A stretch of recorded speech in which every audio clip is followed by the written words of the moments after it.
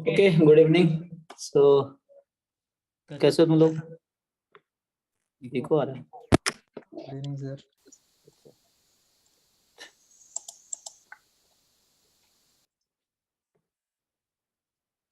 तो आप में से कितने लोग एमएससी कर चुके हैं या कर रहे हैं? चैट में बता सकते हो। मैं चैट चलो ओपन कर देता हूँ सबके लिए। हम्म, ये सिर्फ मुझे भी कर सकते हो तुम। मतलब गेट की रिक्वायरमेंट क्यों है आप लोगों में, पूछना ये चाहता हूँ। तो गेट क्वालिफाई क्यों करना है?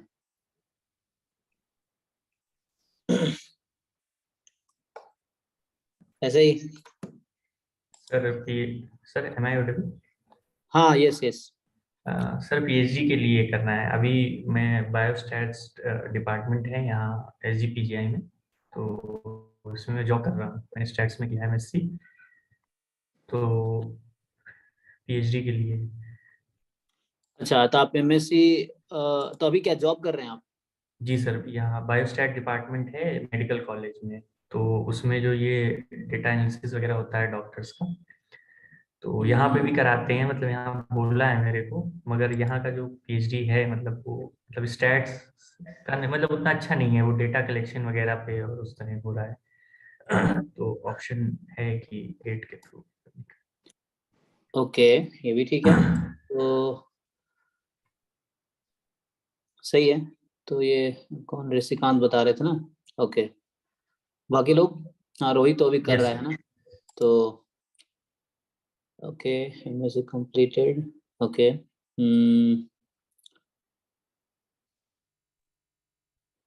ठीक है। देखो, गेट निकालना बहुत मुश्किल है जहाँ तक मेरा एक्सपीरियंस है। मतलब मैंने तो अभी तक तैयारी कभी, मतलब मेरा थोड़ा ऐसा एक्सपीरियंस रहा है, मेरा थोड़ा ऐसा रहा है कि मैं टीचिंग में बहुत पहले से इन्वॉल्व रहा हूँ, तो इसलिए मैंने, मतलब मुझे थोड़ा उस तरह का एक्सपीरियंस नहीं जैसे नॉर्मली बच्चों का होता है, जैसे आप लोग प्रिपरेशन करते हो या बाकी। मैंने कभी प्रिपरेशन बहुत कम एग्जाम की है, क्योंकि मैं बहुत पहले से, मतलब 2011-12 से पढ़ा रहा हूँ। जब मैं 10वीं पास की थी, तब से ही मैं कहीं ना कहीं 9, 10, 11, जैसे मैं ऊपर बढ़ता गया वैसे मैं पढ़ाता चला गया, मतलब अपना लेवल बढ़ाते चला गया। वैसे है, जब मैं 12th पास किया, 12th वालों को पढ़ाता था दिल्ली में। मैं ग्रेजुएशन कर रहा था, जब मैं एमएससी कर रहा था तो मैं जैम वालों को पढ़ा रहा था, कैरी एंडेवर दिल्ली में, ब्रिटिश में भी। इस तरह से तो मैं अब ऐसे करते चला गया। अभी 2-3 साल से, 4 साल से जैम का पढ़ा रहा हूँ, तो ऐसे ही अब गेट का पढ़ा रहा हूँ। तो जैसे क्या है कि मेरा थोड़ा एक्सपीरियंस अलग रहा है, लेकिन जहाँ तक मेरा एक्सपीरियंस है कि इतना मुश्किल नहीं है गेट क्वालिफाई करना, क्योंकि जो आप अगर स्कोर देखोगे पिछले साल का, जैसे आप देख लो, तो उस तरह से है। मतलब और मैं तो बिना तैयारी एग्जाम में जाता था, लेकिन आप लोग ऐसा नहीं एडवाइस हुआ, क्योंकि मैं पढ़ाते रहता हूँ, चीज़ें मेरे टच में रहती है थोड़ी बहुत, तो बहुत ज़्यादा नहीं लेकिन थोड़ी बहुत रहती है, तो इसलिए ऐसे एग्जाम्स क्वालिफाई हो जाते हैं। सो फिर भी है ना, तो क्योंकि नेट निकालना स्टैट्स वालों को थोड़ा सा मुश्किल टास्क होता है, बिकॉज नेट में क्या है, बहुत सारे प्योर मैथमेटिक्स के क्वेश्चन आते हैं, आपको पता ही है, क्योंकि वो कॉमन एग्जाम है, स्टैट्स का अलग तो किया नहीं है, तो इसलिए थोड़ा सा मुश्किल है। गेट निकालना थोड़ा आसान है, और पीएचडी गेट के थ्रू होता है, आईआईटीज में या एनआईटीज में लेते हैं लोग। सो ये चीज़ है, तो ठीक से आप तैयारी करेंगे तो हो जाएगा, मुझे लगता है मुश्किल नहीं है, जैसे आप प्रीवियस से ढंग से करो, और मतलब कॉन्सेप्ट ढंग से कर लो। जैसे आप जानते हो जैम वाले बच्चे भी निकाल लेते हैं गेट से, लास्ट ईयर ही था है ना हमारा, दे भर गया, मतलब जिसने दिया हो गया ऑलमोस्ट, दे भर गया था उसका, शायद जैम में 27 था, और अराउंड इसी के 24 या 27 था, 24 जैम में 27 गेट में, ऐसा कुछ इस तरह था। श्रुति का 3rd रैंक जैम में था और 19 रैंक गेट में था, तो इस तरह से बस हमने बोला एग्जाम दे दो, तो वैसा है। तो जैम का भी कोई बच्चा ढंग से तैयारी करेगा तो उसका कहीं ना कहीं चांसेस है निकाल लेगा वो, है ना। बट फिर भी अभी मैं फर्स्ट टाइम गेट शुरू कर रहा हूँ प्रॉपर, अगले साल से प्रॉपर पढ़ाएंगे, क्योंकि मेरा भी थोड़ा इसमें इंटरेस्ट ये है कि इस बहाने मैं एक बार एमएससी का कोर्स रिवाइज कर लूंगा, है ना। तो मेरा यही प्लान रहता है। टीचिंग का मेरा पर्पस सिर्फ लर्निंग ही रहा है, मतलब पैसे तो आते ही हैं थोड़े बहुत, वो तो रहा ही है, लेकिन साथ में लर्निंग ज़्यादा मेरा इंपॉर्टेंट पार्ट रहा है, इसलिए मैं बहुत पहले से पढ़ाता रहा हूँ, ताकि इस बहाने रिविजन होती रहे चीज़ों का, वो है। सो एनीवे, बाकी मेरे बारे में सब लोग जानते ही होंगे, है ना। मेरा जो कॉलेज, मैंने बॉम्बे से एमएससी किया स्टैटिस्टिक्स में, और अभी खड़गपुर से मेरा पीएचडी चल रहा है स्टैटिस्टिक्स में, सेकेंड ईयर है। और बाकी दिल्ली से एमएससी है, आप लोगों ने देखा ही होगा कहीं ना कहीं, मैं बहुत पोस्ट करता रहता हूँ यूट्यूब पे। तो इस तरह से है। दिल्ली से मैथ्स में एमएससी है, डीयू से मैथ्स में ग्रेजुएशन है, बस बिहार बोर्ड से 10th 12th है। तो ये मेरा बैकग्राउंड है। ओके, सो अभी कुछ डिस्कस करना है, पूछना है तो पूछ सकते हो, तो हम स्टार्ट करते हैं। सर मुझे कुछ पूछना था। जी। सर जैसे कि मैं जॉब कर रहा हूँ और मेरा 2020 का है, मतलब एमएससी स्टैट्स में, तो सर मेरा उतना वो मतलब प्रैक्टिस छूट गया है कि ज्यादातर मेरा काम SPSS पे होता है, डेटा एनालिसिस वगैरह का, सिनॉप्सिस वगैरह। तो सर मतलब जैसे जो प्रैक्टिस है, मतलब जो क्वेश्चंस की प्रैक्टिस वगैरह है, तो उसके लिए क्या सिर्फ PYQs मतलब सफिशिएंट है? क्योंकि मैं बहुत ज्यादा कर नहीं पाता हूँ, क्योंकि घर पे मतलब मुझे खाना बनाना होता है, फिर उतना टाइम, या तो मैं आपका लेक्चर कर लेता हूँ तो मतलब उसके बाद जो उसमें एग्जांपल्स वगैरह लिए हैं, तो उतना प्रैक्टिस का मतलब, तो इसलिए मैं मतलब थोड़ा सेटिस्फाइड मतलब खुद से नहीं हूँ कि, तो उसका कुछ किया जा सकता है? देखिए, एक तो मैं बच्चों का क्या देखता हूँ, उनको लगता है कि सारे एग्जाम क्वेश्चन सारे मुश्किल आते हैं। नहीं, आप देखते होंगे हर एग्जाम में कुछ क्वेश्चंस इजी होते हैं, कुछ एवरेज होते हैं, कुछ डिफिकल्ट होते हैं, है ना। तो बच्चा ये मान के चलता है कि सारे क्वेश्चन मुश्किल आएंगे तो मेरी तैयारी एकदम उस लेवल की होनी चाहिए, ऐसा नहीं है। आप बेसिक्स भी ठीक से करोगे ना तो 40-50% क्वेश्चन जो है आप कर पाओगे अटेम्प्ट इजिली, ठीक है ना। हर एग्जाम में मीडियम, एवरेज और डिफिकल्ट लेवल के क्वेश्चन होते हैं। तो ऐसा है नहीं सारे क्वेश्चन आते, तो आपको ये फोकस नहीं करना, आपको परफेक्ट बनना है। जब अपनी तरफ से आप थोड़ी बहुत कोशिश करो, लगातार कोशिश करते रहो, जैसे आप लेक्चर देख रहे हो देख लो, बेसिक्स जैसे कोई बुक अगर कर रहे हो तो बुक्स के एग्जांपल सॉल्व कर लो, जस्ट उससे कॉन्सेप्ट रिकॉल हो जाएंगे, है ना। प्रीवियस ईयर में क्या है कि कुछ ठीक क्वेश्चन आते हैं, मतलब ढंग के क्वेश्चन, उसमें कुछ ना कुछ कॉन्सेप्ट होता है या कुछ ना कुछ होता है जो कि बहुत सिंपल क्वेश्चन थोड़े ऊपर होते हैं। जब बुक में जब कोई टॉपिक पढ़ाया तो जब एग्जाम्पल देता है तो वो जस्ट इसलिए एग्जाम्पल देता है कि आप उस डेफिनेशन को समझ सको या उस थ्योरम को समझ सको या उस कॉन्सेप्ट को समझ सको। तो वो थोड़े इजी लेवल के होते हैं। लेकिन PYQ में क्या करते हैं, थोड़े से वो ट्विस्ट करके देते हैं, आप देखेंगे क्वेश्चन कुछ बहुत इजी भी होते हैं, कुछ एवरेज, कुछ मीडियम। तो प्रीवियस ईयर आप ढंग से कर लेते हो 4-5 बार ना, जैसे अभी हम 5 से स्टार्ट करूंगा मैं, तो 2019 में गेट स्टैट्स प्रॉपर स्टार्ट हुआ था ना, जैसे आप लोग जानते हो।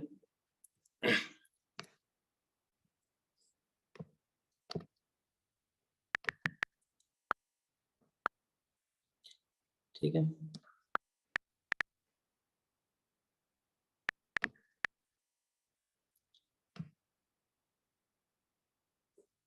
जैसे आप लोग ये जानते हो ना, गेट जो है प्रॉपर गेट स्टैट्स का एग्जाम जो है 2019 में पहली बार हुआ था, है ना।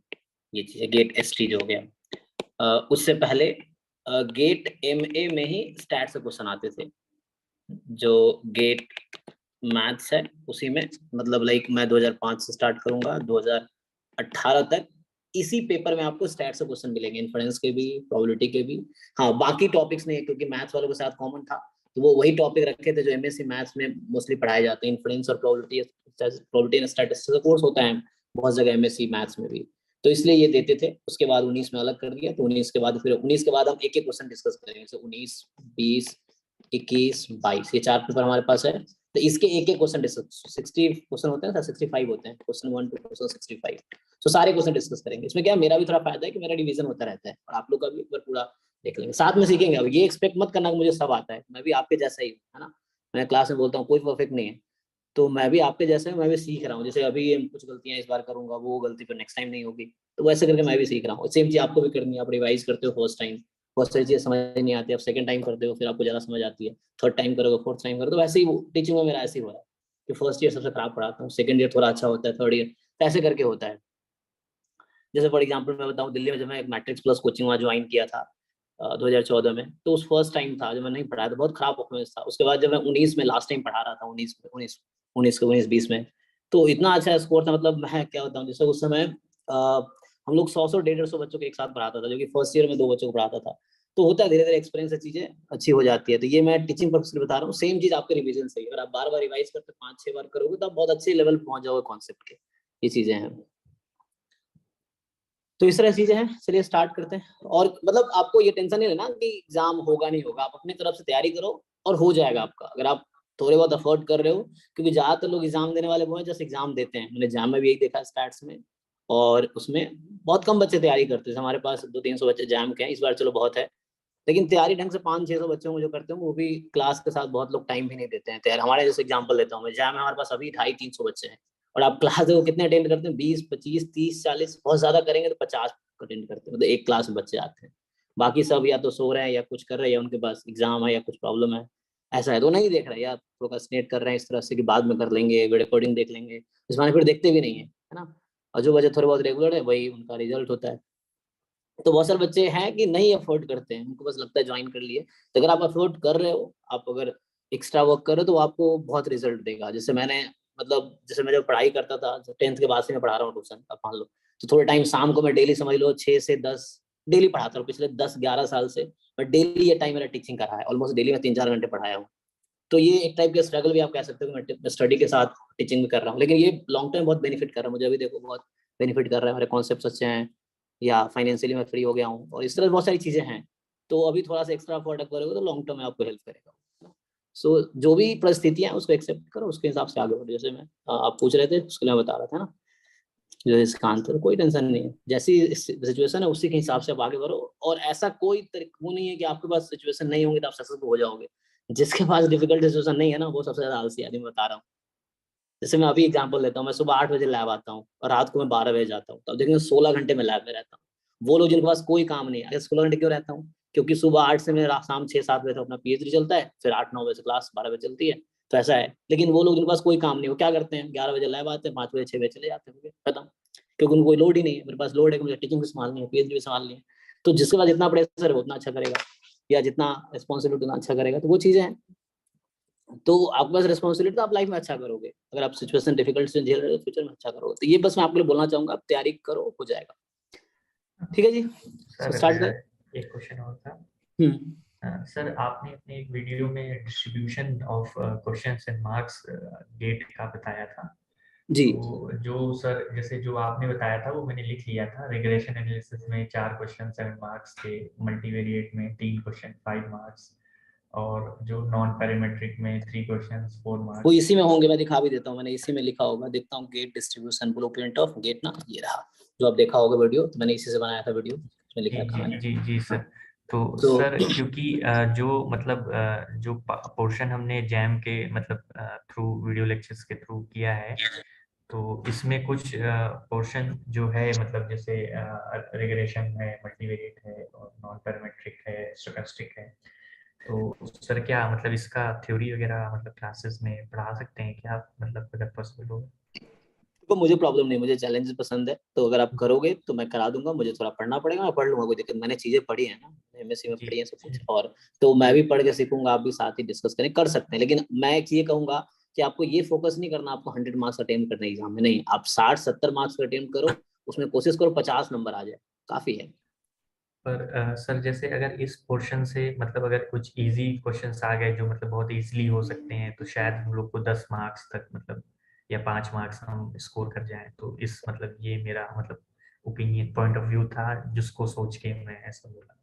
ठीक है, नहीं आप सही सोच रहे हैं। एक्चुअली अब थ्योरी करने में बहुत टाइम लगेगा, तो हम कोशिश करेंगे क्वेश्चन के थ्रू ही समझ ले कॉन्सेप्ट। तो कोशिश ये कर जी सकते हैं कि जो जी क्वेश्चंस हैं प्रीवियस ईयर में, उसी क्वेश्चन के थ्रू हम कॉन्सेप्ट समझ ले, जो जी आसान रहेगा कर लेंगे, इस डिफिकल्ट छोड़ देंगे, जी वो सर, चीज। जो रेलेवेंट थ्योरी है क्वेश्चंस के थ्रू, जो इजी क्वेश्चंस हाँ हैं एग्जैक्टली जो। तो जैसे कोई क्वेश्चन आया, उसके पीछे की थ्योरी हम लोग देख सकते हैं क्या है। अगर बहुत इजी सा हो रहा है ठीक है, डिफिकल्ट है आप कोई बात नहीं, इग्नोर करो उसको, वो चीजें बहुत 100 मार्क्स नहीं लाने हमें। जैसे स्कोर बताया कि 30-31 पे मार्क्स 20s में थे, 30 प्लस जिसके मार्क्स थे उसके रैंक 20s में थे, और आगे चले जाओगे तो रैंक और नीचे आ जाती है ना। सो इस तरह से 40s में अगर मार्क्स हो तो आपके अंडर 10 रैंक होंगे, ये चीजें।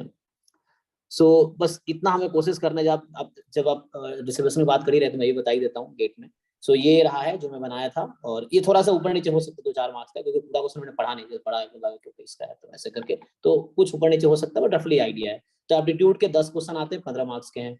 तो इसमें जो थोड़ा बहुत आपके अगर वो है ना मेंटल एबिलिटी ठीक है, मतलब थोड़े से रीजनिंग वजनिंग टाइप के इस तरह क्वेश्चन आते हैं ना, तो उसमें थोड़े से ठीक ठाक हो आप, इंग्लिश थोड़ा ठीक है, तो आप इसमें से 10 नंबर ला सकते हो अगर चाहो तो। हम देखेंगे 19 से लेके जो 22 तक के पेपर है, उसमें हम एक एक क्वेश्चन डिस्कस करें। मतलब मैं 100 के 100 मार्क्स का डिस्कस करूंगा इस पेपर में, 19 से 22 तक में एक एक क्वेश्चन डिस्कस करेंगे सर। जो टॉपिक आपने पढ़ा है, नहीं पढ़ा, जो मुझे आता है नहीं आता, सारा डिस्कस करेंगे, और जो हो सकता है साथ में कोशिश करेंगे, वो है 2019 से 22 वाले में, क्योंकि इसमें पूरा डेडिकेटेड गेट स्टैट्स का इसी पैटर्न पे 2023 का एग्जाम होना है।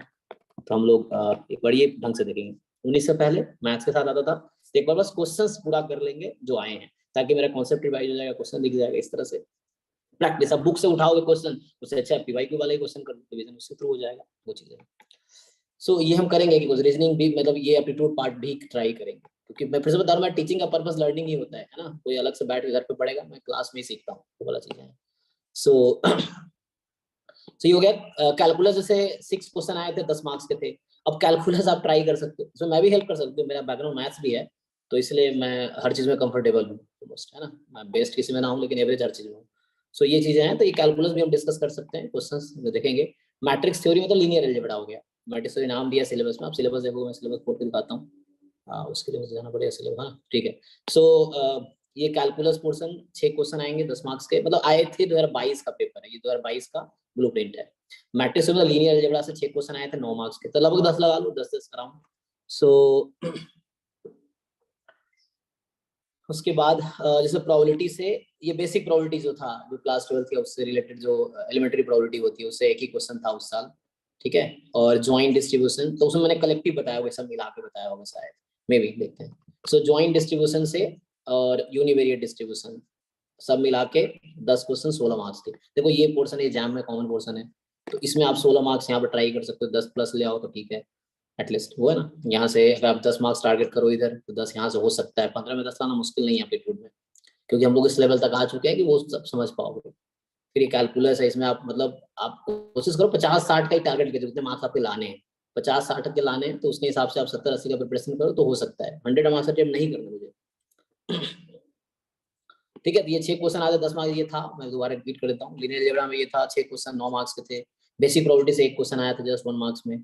ये ज्वाइंट डिस्ट्रीब्यूशन यूनिवेरिएट हो गया, 1 और 2 वेरिएबल वाला, सो उससे 16 मार्क्स के 10 क्वेश्चन थे। सैम्पलिंग से 2 क्वेश्चन थे, 1 मिनट करेगा मैंने, 2 मार्क्स के, अच्छा एक क्वेश्चन 2 मार्क्स, ठीक है, ये 2 मार्क्स है, तो एक क्वेश्चन 2 मार्क्स के, इसमें 4 क्वेश्चन 6 मार्क्स के हो गए। ये डिस्ट्रीब्यूशन ऐसा है कि एक क्वेश्चन 1 का था, फिर अगला 1 का, फिर अगला 2 मार्क्स का, ये क्वेश्चन वाइज मैंने वो किया हुआ है। तो 4 क्वेश्चन 6 मार्क्स के, तो लिमिट से भी जैम में है, ये भी जैम में। तो ये पोर्शन जैम का है जो मैं बता रखा है कि 25 मार्क्स 16 क्वेश्चन, ये जो जैम वाला पोर्शन है, जैसे 25 मार्क्स कह रहा, 25 में अगर आप 15 से 20 का भी टारगेट रखो, तो 15-20 नंबर यहाँ से लाए जा सकते हैं, ये चीजें हैं। और आगे आते हैं, अब जैसे आ गया स्टोकेस्टिक प्रोसेस, ठीक है। ये हो गया 6 क्वेश्चन 8 मार्क्स के। एस्टिमेशन, ये जैम में फिर से है ये पोर्शन, तो इसमें देखो 14 मार्क्स के क्वेश्चन 14 मार्क्स के, 9 क्वेश्चन 14 मार्क्स के क्वेश्चन। सो एक दो टॉपिक हटा दो, जैसे मान लो मिनिमल सफिशिएंट है, वो जैम में नहीं है, यहाँ है, थोड़ा सा रिलेटेड वो हम टॉपिक कर सकते हैं डिस्कस, क्योंकि सफिशिएंसी से थोड़ा आगे जाना है तो मिनिमल सफिशिएंट हो जाएगा। सो वो चीजें हैं, मतलब सफिशिएंट के टर्म में डेफिनेशन है उसका कि फंक्शन ऑफ ऑल, है ना, ऐसा होता है ना कि every sufficient statistics is a function of minimal sufficient statistics. So इस तरह से एक फॉर्मूला है, तो उसका थ्योरम देखना होता है, बस उस थ्योरम ये सब उसमें है ना रिलेटेड है। सो ये एस्टिमेशन एग्जाम का पार्ट है। तब देख लो जैम में कितने कॉमन, ये एग्जाम का पार्ट है, 2 क्वेश्चन 3 मार्क्स, नॉन पैरामेट्रिक नहीं है, ठीक है, ये 3 question 4 marks, multivariate 3 question 5 marks, regression 4 question 7 marks. तो इसका वेटेज बहुत ज्यादा नहीं है, लेकिन हम कर सकते हैं, कोई दिक्कत नहीं, 4 5 9 है ना। तो अगर जैम वाले पोर्शन एक बार हम देख ले कि जैम वाले कितने पोर्शन कॉमन है, अगर खुद ही देख के बताओ, यहाँ से करें। सो ये टेस्टिंग है, ठीक है, तो टेस्टिंग कितने मार्क्स के, 3 मार्क्स के ही हो गए। ऊपर आओ, टेस्टिंग के बाद 14 मार्क्स का एस्टिमेशन है, रफली आइडिया, ये नहीं एग्जैक्ट ये है 14 मार्क्स, ये है एस्टिमेशन क्या है। आप खुद भी ब्लूप्रिंट बना सकते हो, मैंने क्या किया, पेपर उठाया और सिलेबस रखा, फिर क्वेश्चन देखा, फिर सिलेबस में देखा किसके साथ किस टॉपिक से उठाए गए, वैसे करके मैं लिखता चला गया। तो आप भी बना के चेक कर सकते हैं क्या ये करेक्ट है। सो स्टोकेस्टिक चलो अभी जैम में नहीं है, ये आ जाइए, मैं जो रखा है यहाँ पे ना 16 क्वेश्चन 25 मार्क्स। सो ये 25 मार्क्स यहाँ हो गया प्लस 25 मार्क्स, ठीक है। अब ऊपर आ जाओ, ये हो गया। अब बच्चे हैं कैलकुलस, ऐसे आप जहाँ स्टैट्स का अगर मैथ्स पोर्शन किया आपने, तो ये भी वहाँ है, कैलकुलस भी है, ये भी है, शायद लिनियर ट्रांसफॉर्मेशन नहीं है, यहाँ देखना पड़ेगा है कि नहीं, चेक करते हैं सिलेबस एक बार। सो कैलकुलस है, मैट्रिक्स थ्योरी है। सो ये हो गया कितने मार्क्स के, 10 मार्क्स और 9 मार्क्स, तो ऐड कर लेते हैं।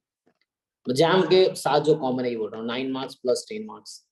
सो ये मैथ्स पोर्शन अगर आपने वहाँ पे शशि सर ने कराया होगा, बहुत अच्छे से कराया, वहाँ लेवल काफी अच्छा है मैथ्स में ना, वो जेडबल पढ़ाते थे पहले, तो उनका भी था कि कई साल उन्होंने पढ़ाया जेडबल का। सो और पहले भी बहुत अच्छा लेवल, बिना जैम की तैयारी के जैम मैथ्स का 25 रैंक था। तुम सोच लो, गाँव में गाँव में बैठा हुआ एक बच्चा जो कभी कॉलेज नहीं गया, शशि के बारे में बता रहा हूँ, जो कभी कॉलेज नहीं गया, 3 साल में एक दिन कॉलेज नहीं गया, क्योंकि हमारे बिहार में कॉलेज होता ही नहीं है, नाम लिखाओ एग्जाम देने जाओ, ऐसे वाला सिस्टम है। तो एक दिन कॉलेज नहीं गया बच्चा 3 साल में। बीएससी में एक दिन कोचिंग नहीं किया, क्योंकि गाँव में बैठा था वो, घर बैठ के बीएससी पास किया, घर बैठ के जैम में 25 रैंक जैम मैथ्स में था उसका। तो अब सोच लो क्या लेवल होगा उसका स्टडी का। फिर वो जेडबल कोचिंग में पढ़ाता था, कुछ साल पढ़ाया, कैरियर डेवल मेरे साथ था, तो उसका काफी अच्छा लेवल मैथ्स में है ना। थोड़ा सा आपको इस तरह से बात लगता होगा गांव वाले बच्चे के लिए ना, तो उतना वो नहीं होगा, कभी कॉलेज गया नहीं तो उतना डेवलपमेंट हो नहीं पाया, मतलब उस तरह से कम्युनिकेशन स्किल का तो भी काम कर रहा है उसमें, बट इस तरह से है कि सो कहने का मतलब ये है कि ये पोर्शन आपने अच्छे से जैम मैथ्स वाले टॉपिक कर लोगे तो हो जाएगा। और एप्टीट्यूड 15 मार्क्स का है, तो एप्टीट्यूड चलो हटा देता हूँ पहले, एप्टीट्यूड मुश्किल नहीं है, जहां तक मुझे लगता है एप्टीट्यूड तो ईजी है। तो 15 मार्क्स का, इसमें देख लो आप कितने आपके लेवल के, करके समझ आ जाएगा। एनीवे इसको ऐड करते हैं, कितना होगा इसको ऐड कर लीजिए।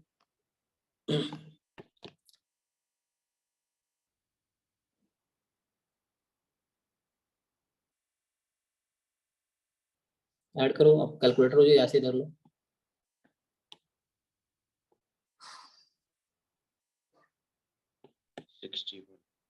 61 या 60 चेक कर लो। 61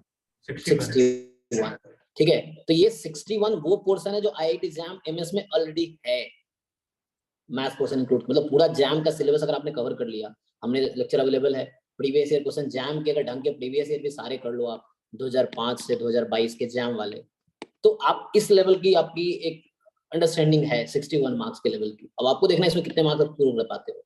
15 मार्क्स का एप्टीट्यूड है, 5-10 नंबर यहाँ से लगा लो, तो अगर 10 चलो 9 नंबर रफ लेता हूँ कि ये 70 हो जाए इसलिए, तो यहाँ 70 मार्क्स का वो पोर्शन है जो जैम में है, या थोड़े से बेसिक अंडरस्टैंडिंग चाहिए इसके लिए, एप्टीट्यूड के लिए।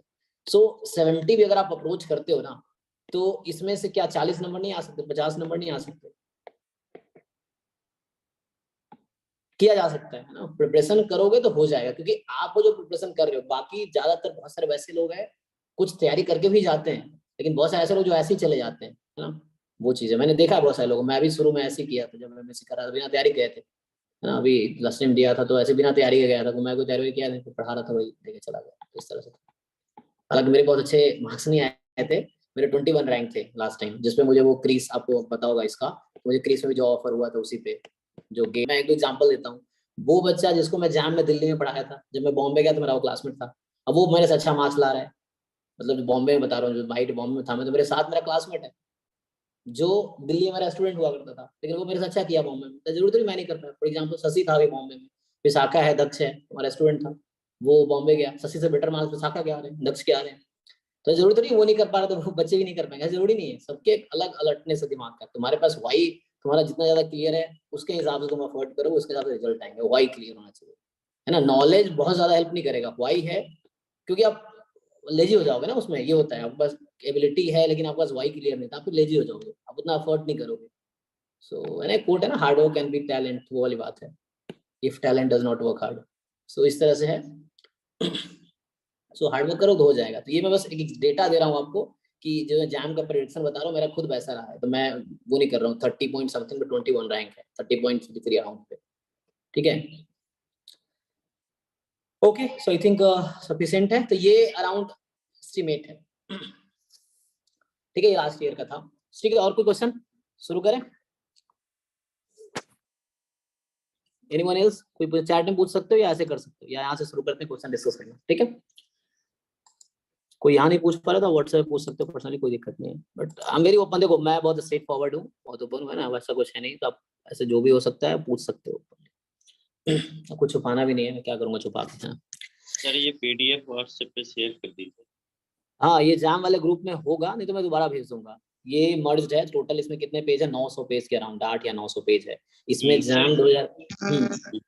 सर जो इसमें ये गेट का जो पहले मैथ के साथ आया करता था, तो क्या हम मैथ के भी क्वेश्चन करेंगे क्या, या नहीं नहीं नहीं नहीं नहीं नहीं नहीं नहीं, हमें मैथ्स नहीं, मैथ्स में topology, function analysis, partial differential equation, ordinary differential, ये सब नहीं करना, हमें सिर्फ स्टैट्स वाले क्वेश्चन करने हैं उसमें, जो स्टैट्स से क्वेश्चन आए, ठीक है।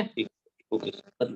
5 से 18 तक में हम वही क्वेश्चन करेंगे जो स्टैट्स के हैं, बाकी नहीं करेंगे। 19 से 22 तक सारे क्वेश्चन करेंगे, ट्राई करेंगे, होगा नहीं होगा पता नहीं, ट्राई करेंगे वो है।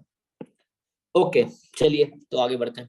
सर 19 से जो 22 के बीच में तक जो एप्टीट्यूड के क्वेश्चन है उनको थोड़ा और अच्छे से बता दीजिए, मतलब फ्रेम कर, मतलब कैसे कैसे मतलब क्राइटेरिया में आते हैं, मतलब क्योंकि वो सिंपल होते हैं बट हो नहीं पाते, हमसे छूट जाते हैं। ठीक है, अभी देखेंगे साथ में क्वेश्चन देखेंगे ना, पता चलेगा ना किस तरह के पूछे गए हैं, या किस तरह के कॉन्सेप्ट है, किस टॉपिक से आ रहे हैं, भी देखेंगे। आपके साथ में रहोगे, स्क्रीन शेयर करके पढ़ें तो देखेंगे हम लोग किस तरह से। पेपर आपके पास एक्सेस है ऑलरेडी, ये ग्रुप में है, व्हाट्सएप ग्रुप में, किसी बच्चे को बोलना जैम वाला भेज देगा, नहीं तो मैं दोबारा फॉरवर्ड कर दूंगा। इसमें जैम गेट कंबाइंड है, तो आप कोशिश करो इसी को 10 बार सॉल्व कर लो ना, बहुत सारी चीजें क्लियर हो जाएंगी, वो चीज है।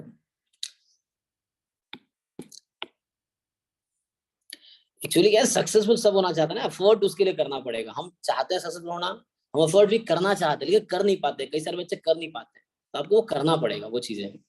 ठीक है, ओके चलो तो स्टार्ट करते हैं यहाँ से। तो यहाँ मैंने अभी क्वेश्चन अभी देख रहा था जस्ट क्लास से पहले कि कौन कौन मैंने इसलिए स्टिक कर रखा है ताकि ढूंढना नहीं पड़ेगा। तो ये स्टार्ट हो गया, यहीं से स्टार्ट करें। अच्छा, तो मैं आज प्लान ये कर रहा हूँ कि मैं सॉल्व ना करूँ, हम लोग एक बार जस्ट, आप भी बता सकते हो कि ये क्वेश्चन कैसे होगा, आपके पास जो आइडिया है उसके थ्रू मुझे जो समझ आएगा वो बताऊंगा। आप क्लास के बाद ट्राई करोगे, जो नेक्स्ट क्लास अब परसों होगी, ऑल्टरनेट में होगी, तो परसों फिर जो क्वेश्चन आपसे नहीं हुआ फिर वो मैं सॉल्व करूंगा, ऐसा होगा, ठीक है।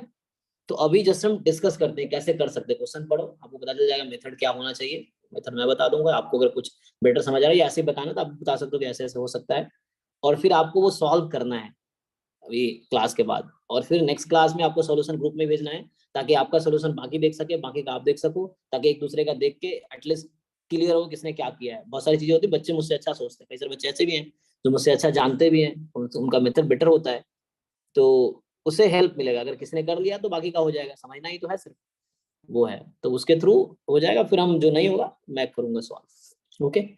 परफेक्ट जो होने की तुम्हें भी जरूरत नहीं है और मुझे भी जरूरत नहीं है, जैसे लर्निंग प्रोसेस सीखते रहना।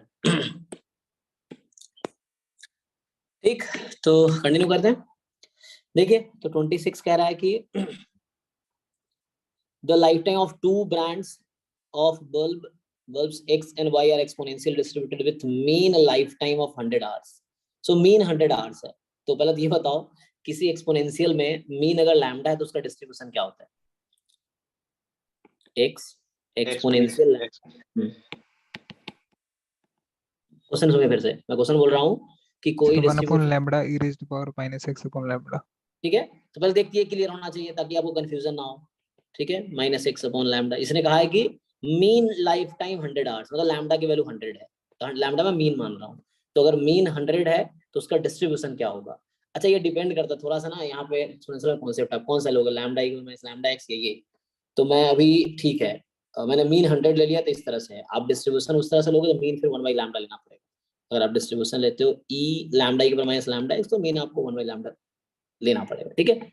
तो अब देख लो कैसे करना है, बट क्वेश्चन का आंसर तो वैसे आ जाएगा। अब बोल रहा है कि bulb X is switched on 15 hours after bulb Y, ठीक है ना, has been switched on। सो कह रहा है कि दो बल्ब है, ठीक है ना, X Y, तो लाइक X है life time of first bulb, Y है life time of second bulb, दोनों का डिस्ट्रीब्यूशन एक्सपोनेंशियल है विथ मीन 100, ठीक है। तो ये आप बोल सकते हो कि आइडेंटिकली डिस्ट्रीब्यूटेड है, ओके। और एक बल्ब को दूसरे बल्ब से मतलब है क्या? नहीं है, तो इंडिपेंडेंट भी हो जाएगा, ठीक है। So X Y we can say IID है, कोई डाउट है बीच में पूछ सकते हो आप, ओके। सो कह रहा है कि bulb x switched on 15 hours after bulb y has been switched on. अच्छा मतलब पहले वाई को स्विच ऑन किया गया है, उसके 15 घंटे बाद एक्स को स्विच ऑन किया गया, ठीक है। तो कहना जा रहा है the probability that bulb x fails before y, तो आपको बताना है कि बल्ब एक्स वाई से पहले फेल होगा, इसकी क्या प्रोबेबिलिटी है।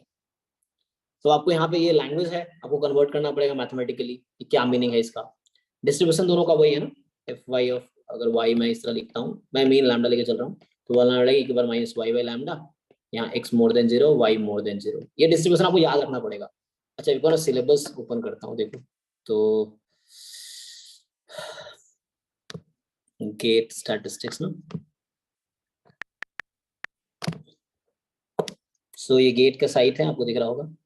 तो एक बार सिलेबस है ना, आपको पता ही होगा ऐसे तो, पेपर एंड सिलेबस, किसका सिलेबस चाहिए आपको? स्टैटिस्टिक्स का।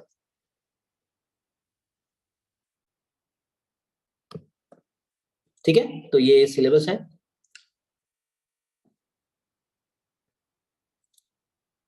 तो ये जो कुछ नाम दे रखे हैं, बर्नौली, बाइनोमियल, कहाँ गया, हाँ देखो टॉप पे,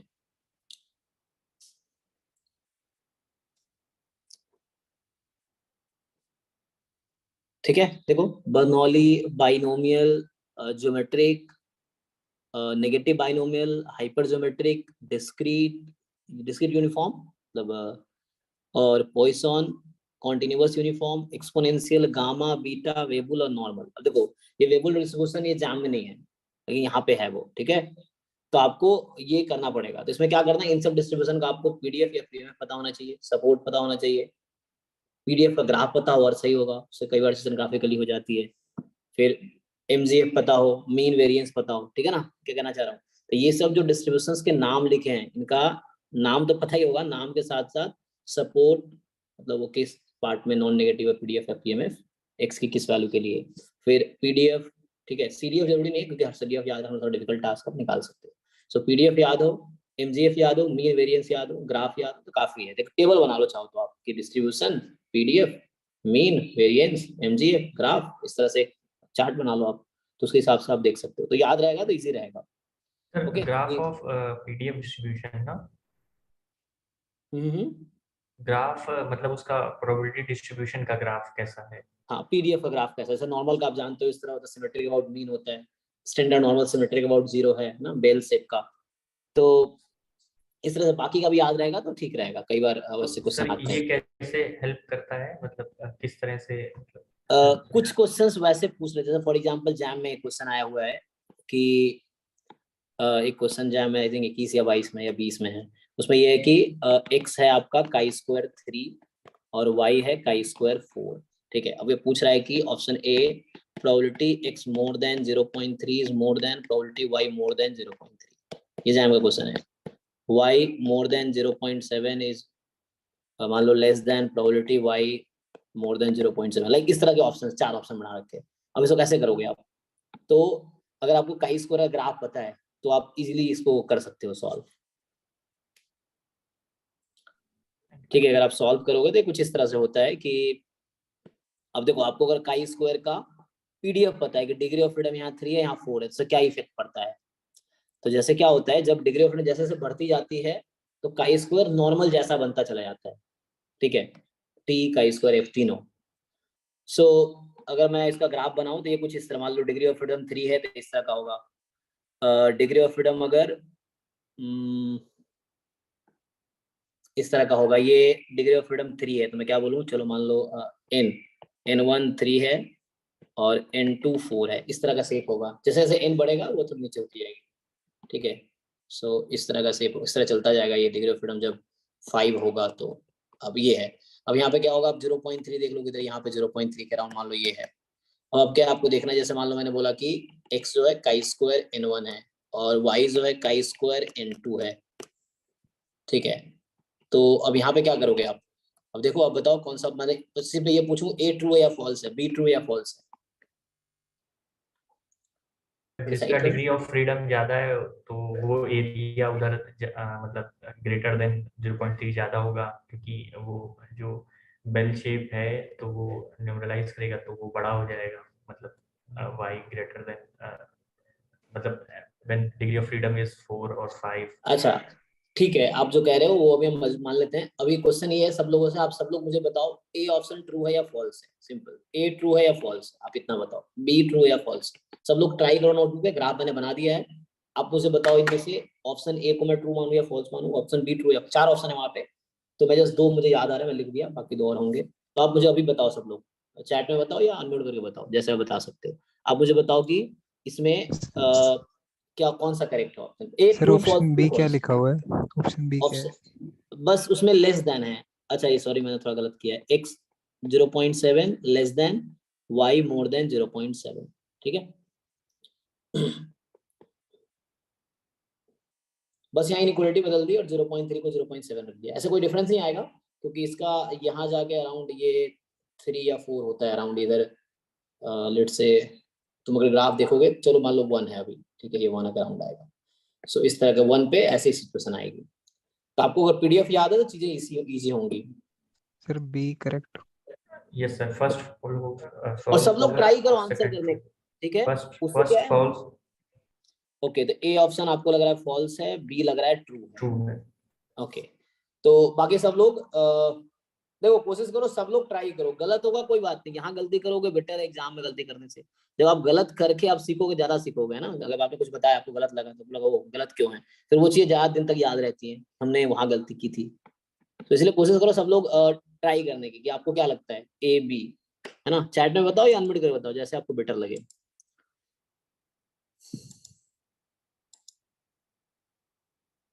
सर एक बार और बता दीजिए थोड़ा ग्राफ कैसे, मुझे समझ में नहीं आ रहा। ग्राफ बना हुआ है, आपको डिसाइड करना, नंबर भी दे दिया, 0.3 इधर है, 0.7 इधर है, 1 यहाँ पे है, ये 1 है एक्स एक्सिस पे। अब आपको डिसाइड करना है कि कौन सी प्रोबेबिलिटी ज्यादा है ग्राफ से। अब कोशिश करो पहले।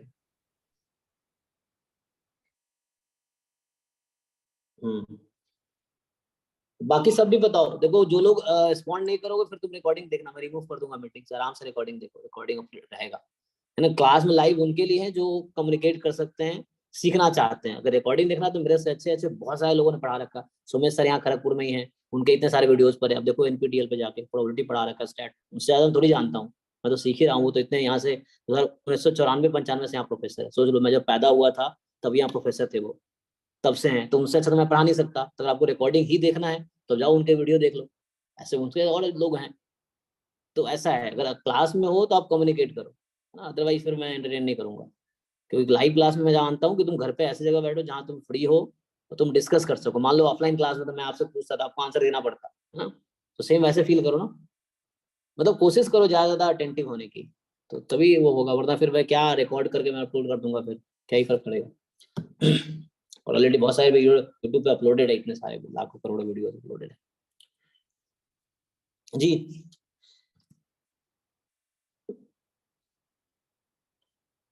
है ना, मतलब कुछ लोगों को लग भी रहा होगा कैसे होगा, ऐसे भी होते हैं, तो आप वो भी बता सकते हो ना। वो चीजें समझ नहीं आ रहा है ये आंसर होगा तो गेस करने में क्या जाता है। गेस नहीं तो आपको जो एक, अगर ऑप्शन एग्जाम में चुनना ही है तो आप कुछ तो चुनोगे ना। अगर मान लो चुनना ही है तो कुछ तो चुनोगे, आप देख लो। तो उस तरह से एनीवे जैसे मैं इस पोर्शन की बात करूँ, अब यहाँ ध्यान दो। जैसे मान लो ये वाला पोर्शन है, ये जिसको मैं अभी सेट कर रहा हूँ, तो ये कौन सा पोर्शन हुआ, ये होगा ये जो पोर्शन आप सभी सेट किया मैंने, ये है probability x less than 0.3, sorry 0.3, right. ये हो गया ओके। अब मैं लिखता हूँ प्रोबेबिलिटी y लेस देन 0.3। तो ये कौन सा पोर्शन है, y लेस देन 0.3, ये वाला पोर्शन होगा। इसके नीचे है ग्राफ। तो ये जो अभी मैंने सेट किया है ये है प्रोबेबिलिटी y। तो मैं लिखने में ना काफी, मतलब मैं टाइपिंग मिस्टेक करता हूँ, तो ये y, ठीक है। सो कौन सा ज्यादा है यहाँ पे, आपको सिंपली दिख रहा होगा कौन सा एरिया ज्यादा है, x वाला, ठीक है। अब इसका कॉम्प्लीमेंट ले लो।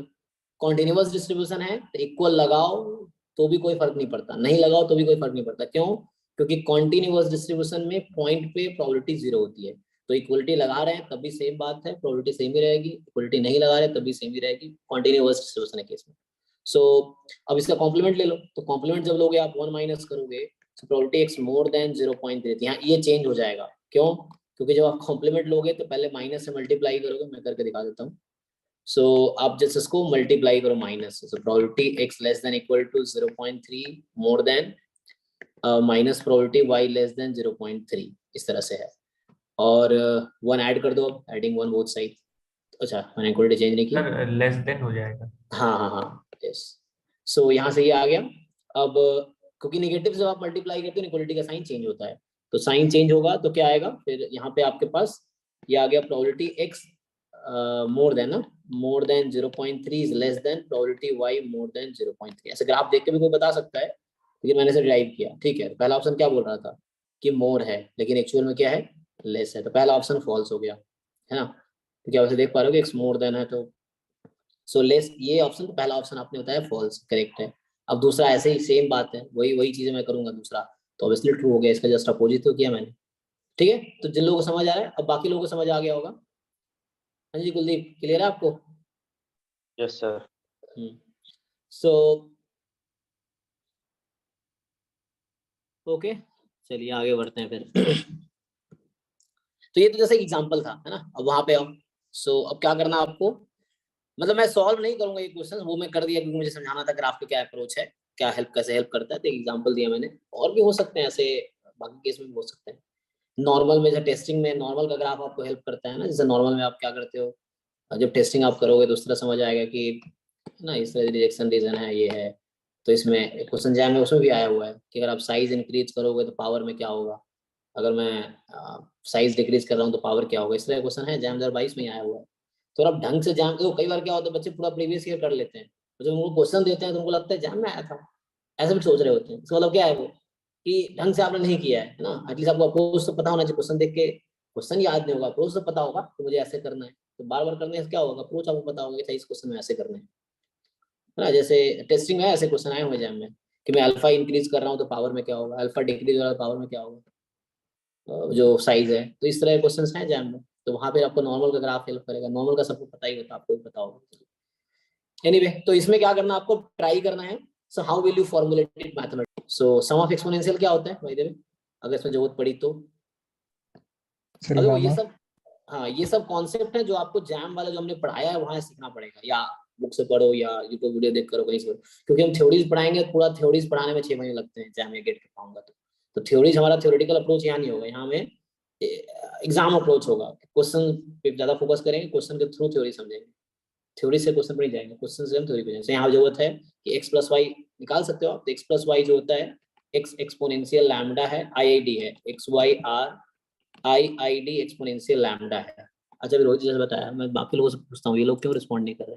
3-4 लोग जो रिस्पॉन्ड कर रहे हैं, रोहित, ऋषिकांत और कुलदीप। हाँ जी, बाकी लोग क्या इनका नाम है, धर्मेंद्र और ये 2 लोग हैं। हाँ, कैसे प्रोनाउंसिएट करते हो आप, पोलाबी समथिंग, पोलाबी।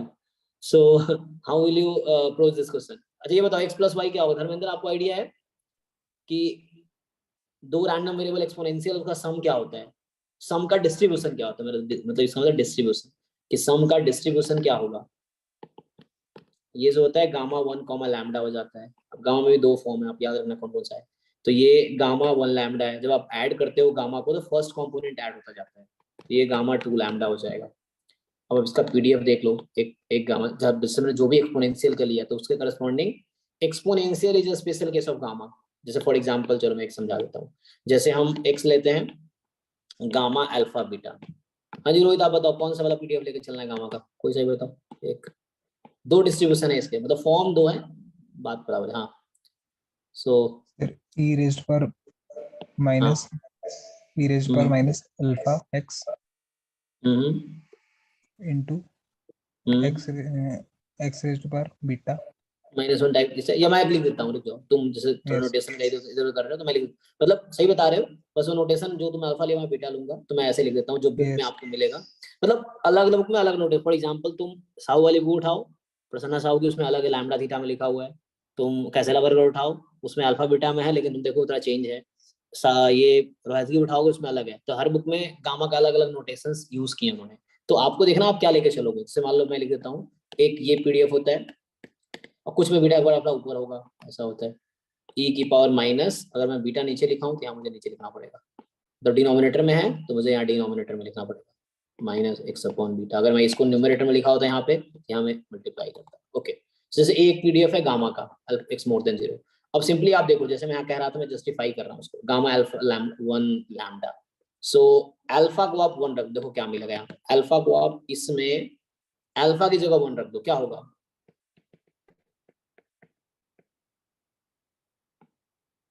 कोई बताओ, आप पुट करो अल्फा को 1 रख दो। 1 upon beta e to the power minus x।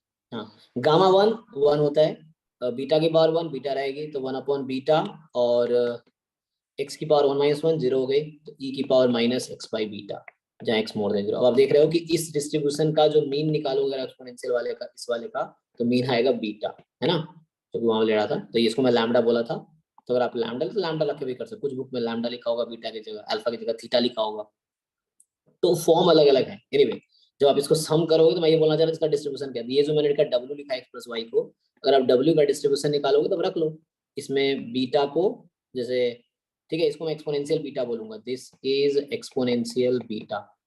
तो ये इक्विवेलेंट है गामा 1 कॉमा बीटा के। जब आप ऐड करोगे तो ये PDF लेके चलना आप, जब इसको आप ऐड करोगे so you will gate gamma 2 beta. अब इसमें अल्फा की जगह 2 रखो, अगर जरूरत पड़ती है तो, अगर नहीं पड़ती तो कोई बात नहीं, बट ये आपको हेल्प करेगा। तो जस्ट ठीक है, अल्फा को 2 और बीटा को लैम्डा रखो, तो उससे PDF आ जाएगा, बाकी ट्राई करना। ओके, तो यहाँ से आप लिख लोगे। एनीवे तो ये बस बताने की कोशिश कर रहा था, आगे बढ़ते हैं। तो आपको ट्राई करना है, ज्यादा क्वेश्चन डिस्कस करता हूँ आज, फिर कल हम देखेंगे, नहीं होगा तो एक एक क्वेश्चन बुलाएंगे, उसमें कोई दिक्कत नहीं, बट ट्राई करना यहाँ पे पड़ेगा। यहाँ हाँ पे sir x less then 50 x less then 50 नहीं अच्छा, x माइनस वाई की जरूरत पड़ेगी क्या? हाँ हाँ, तो वो अपना x माइनस वाई अपना स्टैंडर्ड लाप्लास डिस्ट्रीब्यूशन हो जाएगा 1/2 okay e to the power minus x mod e की power minus mod x upon 2। अच्छा ठीक है। प्रूफ के दो अप्रोच है, एक तो मैंने इस तरह प्रूफ किया x प्लस वाई को, अगर मुझे जैसे मैं w का x प्लस वाई, मैं x प्लस वाई निकाल दिया मैं जिस बताने के लिए। दूसरा मान लो चलो मैं u ले लेता हूँ, u है x माइनस वाई। तो आपको पता होगा mgf भी एक अप्रोच होता है, x प्लस वाई टी। तो mgf यूनिकली रिलेटेड है डिस्ट्रीब्यूशन के साथ। सो आप इसको सबको पता होगा आप लोगों को कि ये ऐसा होगा। और एम एक्स माइनस वाई, कोई बताओ ये क्या होगा? आपने ये देखा है, मैं लिख दिया, इसको क्या लिख सकते हैं डिनोमिनेटर को, मतलब ये नीचे वाले को, sorry. m of x t into m of y minus t। जी। अब क्या हो, जैसे जो कुलदीप बता रहे थे वो यहाँ से प्रूव हो जाएगा, ठीक है। और अभी जो मैंने ऊपर प्रूफ किया ना, जो आपको यहाँ दिखा रहा था मैं ये चीज, इसका यहाँ से भी आ जाएगा, ये यहाँ से भी आ जाएगा प्रूफ। मतलब अगर प्रूफ देखना चाहो तो ये यहाँ से आ जाता है कि आप क्या करो, एक्स एक्सपोनेंशियल है उसका वो रखो आप एमजीएफ, एक्सपोनेंशियल का एमजीएफ रखो, स्क्वायर हो जाएगा तो वो खुद ही गामा के एमजीएफ पे आ जाएगा। अब जैसे आपको x माइनस वाई का डिस्ट्रीब्यूशन जैसे वो बता रहे हैं, अगर उसका चाहिए मुझे, तो अगर x माइनस वाई का मुझे डिस्ट्रीब्यूशन चाहिए तो ये हो जाएगा लाप्लास। कैसे पता चलेगा? तो रखो आप इसको। सो ये अब ये इस फॉर्म में क्या होता है एमजीएफ इसका, तो आपको देखना पड़ेगा कि एक्सपोनेंशियल में एमजीएफ क्या है, mxt यहाँ पे क्या होगा, चेक करो। इस फॉर्म में क्या होता है एमजीएफ? दो दो फॉर्म है ना एमजीएफ का, एक तो होगा beta upon beta minus lambda, और एक होगा 1/1 माइनस बीटा लैम्डा। बताओ कौन सा वाला होगा इसमें? दो फॉर्म है।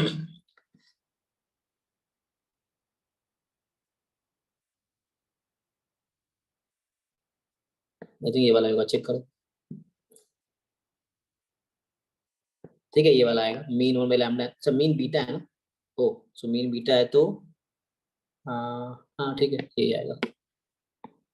आपको पता ना कि एमजीएफ को डिफरेंशिएट करते हैं और टी को जीरो रखते हैं तो मीन आता है, तो उससे ये आ जाएगा। ठीक है ना, ये सब कॉन्सेप्ट आपको ऑलरेडी पता है, जिसमें रिकॉल करा रहा हूँ, क्योंकि आपने वो लेक्चर में देखे होंगे, पढ़े होंगे, बुक में पढ़े होंगे, आपको आता है ऑलरेडी।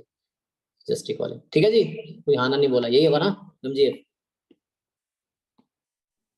चेक करो, यही वाला होगा, एक बार चेक करो कि इस फॉर्म के लिए एमजीएफ क्या है। बुक यूज कर सकते हो आप घर पे, कोई दिक्कत नहीं है।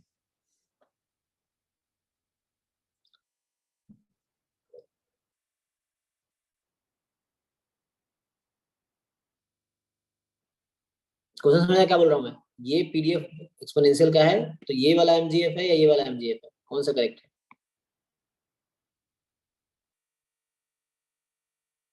ये वाला सर, ये 1/1 माइनस बीटा टी होना चाहिए। अच्छा सॉरी, हाँ हाँ वो मैंने गलत की है ना, सही बताओगे तो वरना पता चलेगा, क्योंकि मैं टाइपिंग मिस्टेक बहुत कर देता हूँ, बोलता कुछ हूँ लिखते कुछ है ना। सो यहाँ मैं लैम्डा लिख दिया है, सो टी, ठीक है। यहाँ भी टी होगा। सो ये दूसरे फॉर्म में वाला ये आता है, दूसरा फॉर्म जब लिखोगे तो आएगा। एनीवे सो ये एमजीएफ यहाँ जब रखोगे ना आप, तो ये आ जाएगा 1 minus beta T, 1 minus beta T इसका होल स्क्वायर, ये हो जाएगा। अब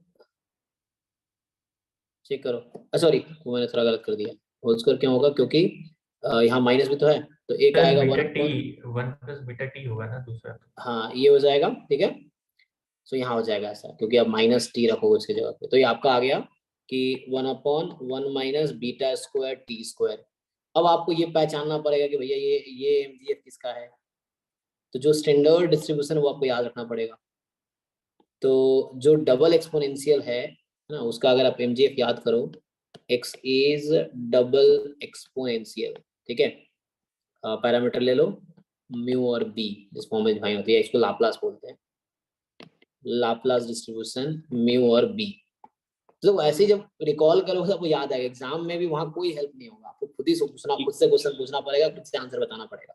पहले तो मुझे इसका पीडीएफ बताओ क्या होता है।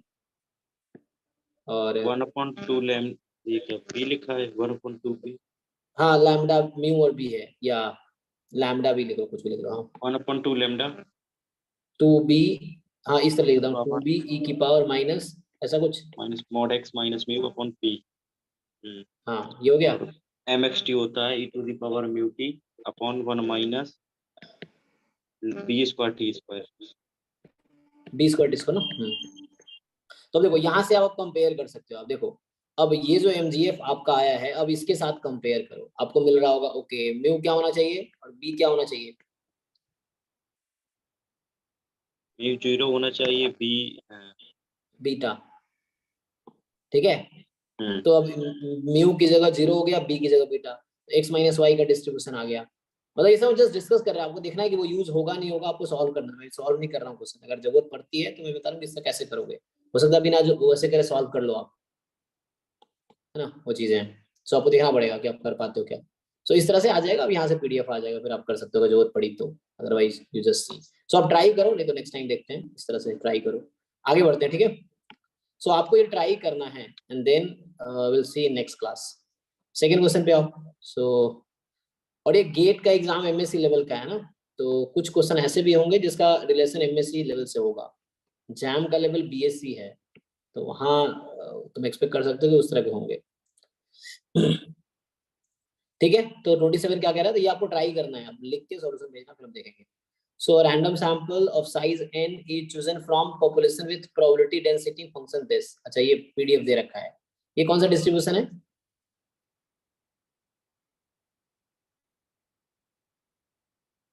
हाँ जी, तो बता सकता है। रोहित तुम्हारी आवाज नहीं है, तुम बोल रहे हो क्या। Sir shifted exponential. Shifted exponential, अच्छा चलो थोड़ा मैं इधर आता हूँ, एक मिनट ध्यान से देखो इसको। इसको मैं ओपन करूंगा तो मुझे क्या मिलेगा। अभी मैंने डबल एक्सपोनेंशियल लिखा ना हमने, जरा ध्यान से देखो। हमने डबल एक्सपोनेंशियल का पीडीएफ क्या लिखा है, 1/2b e की power minus mod x minus mu. हालांकि b पॉजिटिव होता है इसलिए आप b को बाहर भी रख सकते हो। b यहाँ म्यू कोई भी रियल नंबर हो सकता है, b हमेशा पॉजिटिव रहता है।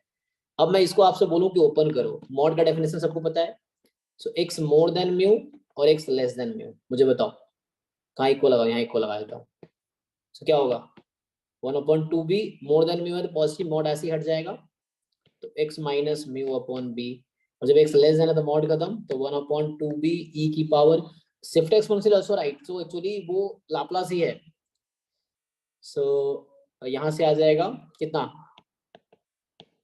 चेक करना मैं सही लिख रहा हूँ, ठीक है जी। ओके, तो अब मुझे देख के बताओ कौन सा डिस्ट्रीब्यूशन है ये।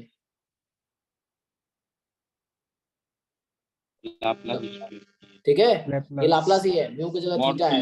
अगर शिफ्टेड एक्सपोनेंशियल होता तो मतलब एक होता जैसे x ग्रेटर देन थीटा और 0। और यहाँ पे वो नहीं होता है। अच्छा एक मिनट, हाँ शिफ्ट उसमें क्या होता है, शिफ्ट एक्सपोनेंशियल में ये यहाँ पे वो होता है ना, फिर उसमें क्या होता है, लैम्डा ई की power minus lambda x. Parameter divide होता है, मल्टीप्लाई होता है इसमें। हाँ आगे माइनस 1/2 माइनस नहीं होता, e क्या टू द बात पावर है, माइनस x माइनस थीटा ये x 1/2 मल्टीप्लाइड है यहाँ तो, है ना, तो उस तरह से कुछ है। तो ये लाप्लास ही है। 0 अदरवाइज। मैं जैसे बताना चाह रहा हूँ कि ये भी लाप्लास डिस्ट्रीब्यूशन, अभी ऊपर जैसे डिस्कस कर रहे थे, तो ये लाप्लास का पीडीएफ ही है, लाप्लास डिस्ट्रीब्यूशन है। तो अब क्या पूछ रहा है आपसे वो, देन एमएलई ऑफ थीटा। हालांकि एमएलई निकालने के लिए आपको डिस्ट्रीब्यूशन नहीं पता होगा तो भी कोई टेंशन नहीं है, वो जैसे मैं बता रहा हूँ हम लोग जनरल डिस्कस कर रहे हैं, तो ये डिस्कशन दूसरे क्वेश्चन में भी हेल्प कर सकता है, तो इसलिए हम डिस्कस कर रहे हैं कि ये कौन सा डिस्ट्रीब्यूशन है। इस क्वेश्चन में जिसको नहीं भी पता है कौन सा डिस्ट्रीब्यूशन, क्वेश्चन कर लेगा, एमएलई पता है आपको क्या होता है, तो वैसे कर लोगे आप वो चीजें। अब यहाँ पे एक नया क्वेश्चन आ गया, व्हाट इज एमएलई। तो मुझे कोई बताओ एमएलई क्या होता है, डेफिनेशन क्या है एमएलई। एमएलई को सर मैक्सिमम मतलब डिफरेंशिएट करते हैं और इक्वल टू 0 रख देते हैं, पैरामीटर को एस्टिमेट करते हैं, मतलब पैरामीटर को एस्टिमेट करते हैं डिफरेंशिएट करके। the point at which the likelihood is maximum। हाँ सिंपल, मैक्सिमम लाइक्लीहुड एस्टिमेटर। तो थीटा की एस्टिमेटेड वैल्यू जिसके लिए लाइक्लीहुड मैक्सिमम हो जाए, सिंपल। तो आपको क्या करना है, लाइक्लीहुड को मैक्सिमाइज करना है। तो जैसे क्या करते हैं, द वैल्यू ऑफ थीटा, ये थीटा मतलब पैरामीटर, जो भी पैरामीटर है, फॉर एग्जांपल यहाँ थीटा ही है, क्वेश्चन में थीटा है, यहाँ पे वो म्यू है, तो द वैल्यू ऑफ थीटा या म्यू फॉर विच या एट विच जो लाइक्लीहुड फंक्शन है आपका एल थीटा आएगा, ये मैक्सिमम हो जाए। तो ये कैलकुलस वाला मैक्सिमम है कि आपको फंक्शन को मैक्सिमाइज कर देना है, जिस भी पॉइंट पे मैक्सिमम हो गया वो आपका आंसर है। तो अब तो आपको पीडीएफ पता है, तो आप उससे वो कर सकते हो, आप लाइक्लीहुड निकाल लोगे। अच्छा क्वेश्चन उठता है what is likelihood. So L theta क्या होता है, लाइक्लीहुड क्या होगा, how do you define likelihood function. Sir joint density. हाँ, जॉइंट डेंसिटी ऑफ ऑल। तो अगर मैं यहाँ से स्टार्ट करोगे आप, तो joint density F of x1 x2 xn, चूंकि आईआईडी होता है रैंडम सैंपल होता है एक्सपोनेंशियल, तो इंडिपेंडेंट भी है, तो इंडिपेंडेंट है तो आप इसको ब्रेक कर सकते हो। और अगर आप ब्रेक कर सकते हो तो ये हो गया। तो इसी को शॉर्ट में आप ऐसे लिखते हो, प्रोडक्ट ऑफ एफ एक्स आई। ध्यान रखना आई एक्स आई अलग है। रैंडम वेरिएबल कैपिटल x1 के लिए x1 पॉइंट लिया हमने, x2 के लिए x2 लिया है, तो ये पॉइंट सेम नहीं है ना, ये x1 x2 x3 अलग अलग रैंडम वेरिएबल अलग पॉइंट i फ्रॉम 1 to 1। तो ये लाइक्लीहुड फंक्शन है, आप ये निकाल सकते हो।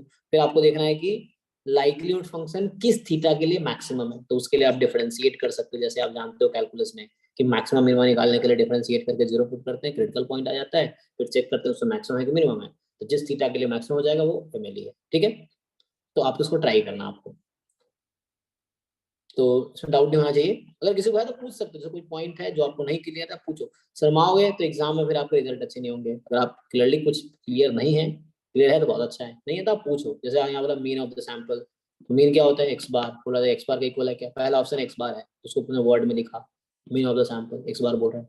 Standard deviation of the sample, अब क्या बोलना चाह रहा है, एस है क्या, आपको याद है एस स्क्वायर, तो पूछ रहा है एस है क्या वो। मीडियन ऑफ द सैंपल, अब मीडियन कैसे डिसाइड करोगे आप, तो मीडियन के लिए होता है, हालांकि यहाँ पे मीडियन का फॉर्मूला क्या होगा, इस क्वेश्चन में मीडियन क्या आएगा। सर इसमें जैसे जनरल जैसे देखा है, मतलब स्टैंडर्ड लाप्लास का जो डिस्ट्रीब्यूशन होता है मॉड लगा होता है, तो डिफरेंशिएट करते तब मॉड कहाँ पॉसिबल होता है। आपको एक यानी चीज कि पता है ना, सिमेट्रिक डिस्ट्रीब्यूशन जो है उसका मीन मीडियन मोड इक्वल रहता है, ठीक है। जैसे नॉर्मल डिस्ट्रीब्यूशन सिमेट्रिक है, सिमेट्रिक मतलब क्या, किसी एक पॉइंट के राइट में वैसा ही शेप है। अच्छा अभी पूछ रहे थे आप ग्राफ का क्या इंपोर्टेंस है, ग्राफ पता रहेगा पीडीएफ का तो क्या फायदा होगा, तो ये फायदा होगा, ग्राफ पता तो अपना से देख के बता सकते हो ओ सिमेट्रिक है क्या। फॉर एग्जांपल आप जानते हो नॉर्मल का क्या होता है, नॉर्मल में इस तरह का शेप है, सो जैसे मतलब खराब शेप बना रहा हूँ मैं, तो इस तरह का सिमेट्रिक ये म्यू है, तो इसके राइट में वही शेप मिरर है, मतलब वो मीन वाली लाइन मिरर है, उसके बराबर है, सिमेट्रिक है। तो सिमेट्रिक डिस्ट्रीब्यूशन का मीन मीडियन मोड तीनों इक्वल हो, यही पॉइंट, ये जो वैल्यू एक्स की होगी म्यू, यही वाली मीन भी है, यही मीडियन भी है, यही मोड भी है। और हालांकि ये डिस्ट्रीब्यूशन भी सिमेट्रिक है, किस पॉइंट का अबाउट सिमेट्रिक होगा, थीटा के अबाउट, थीटा के अबाउट ही होगा। सो मीडियन, तो मीडियन क्या आ जाएगा, लेकिन यहाँ मीडियन वो नहीं पूछ रहा है, मीडियन ऑफ द सैंपल कह रहा है, एक्चुअली सैंपल का मीडियन अलग बात होगी। तो sample of the middle value, मतलब अगर सैंपल साइज n है, चलो ऐसे पूछ लेता हूँ तुमसे, तुम्हारे पास n नंबर है x1 x2 xn, ठीक है, तो इसका मीडियन क्या होगा, आप लोगों ने स्कूल में पढ़ा होगा ये चीज तो। फिर ओड है तो अलग होगा, इवन है तो अलग। हाँ हाँ हाँ, इवन के लिए अलग, ऑड के लिए अलग। ये पहले तो उसको ऑर्डर कर लो, पहले आप क्या करते हो, आपके पास n नंबर है, पहले आप उसको असेंडिंग ऑर्डर में अरेंज करते हो। अब मेरे पास n रैंडम वेरिएबल है, अब मैं कैसे इसको अरेंज करूँ असेंडिंग या डिसेंडिंग में,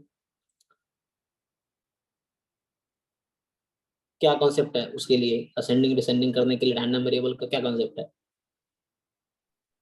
ऑर्डर स्टैटिस्टिक्स। Order statistics. तो इसको मैं ऐसे कर लूंगा, first order statistics, second order NF, ये minimum, second minimum, third minimum, तो ये हो गया। अब आपके पास n नंबर है, तो मीडियन मतलब मिडिल नंबर, तो अगर n मेरा ऑड हुआ तो मुझे एक ही मिडिल नंबर मिलेगा, वो क्या होगा, सो वो जो मीडियन होने वाला है, क्या होता है जी n नंबर के लिए, n+1/2।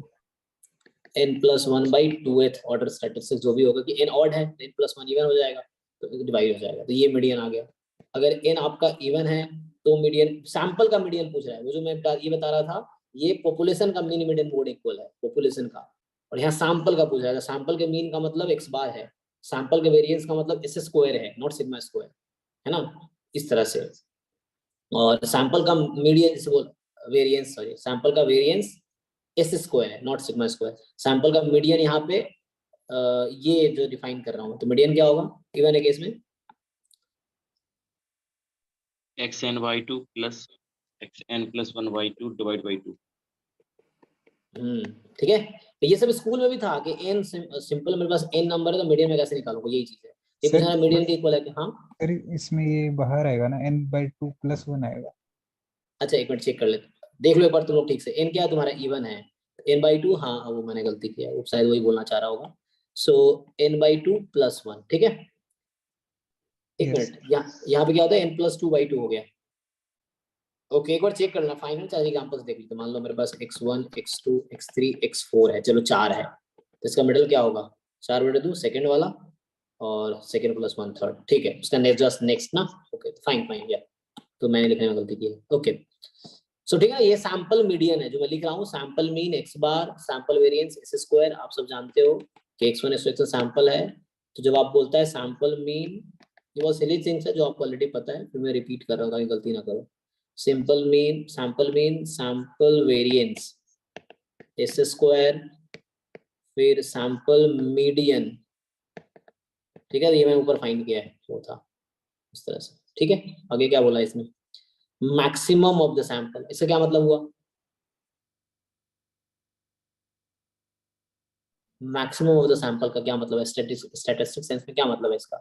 Sir nth order statistics. Yes, nth order statistics. तो देखो ये वर्ड में ऑप्शंस लिखा है, आपको देखना है अब कि क्या आ रहा है। nth ऑर्डर स्टैटिस्टिक्स, यहाँ मीडियन हो गया, यहाँ एस हो गया, है ना। एस स्क्वायर का डेफिनेशन क्या होता है ये भी लिखे, ताकि आगे क्वेश्चन में आएगा तो बार बार बताना नहीं पड़ेगा। एक बार जो शुरू है ना, पहली क्लास है, तो ये सब चीजें एक बार देख लेंगे तो आप अगली क्लास में जब ये नया ये सब चीजें आएंगी, तो मैं मान के चल रहा हूँ किसी को कुछ नहीं आता है ना, बेसिक तो वैसे ही हम कर रहे हैं कि एटलीस्ट एक बार पढ़ा, जैसे रिवाइज टाइप का कर रहे हैं कि शुरू से एक बार रिवाइज हो जाएगा, करंट डिवीजन नहीं किया मान लो। क्या होता है एस स्क्वायर का डेफिनेशन?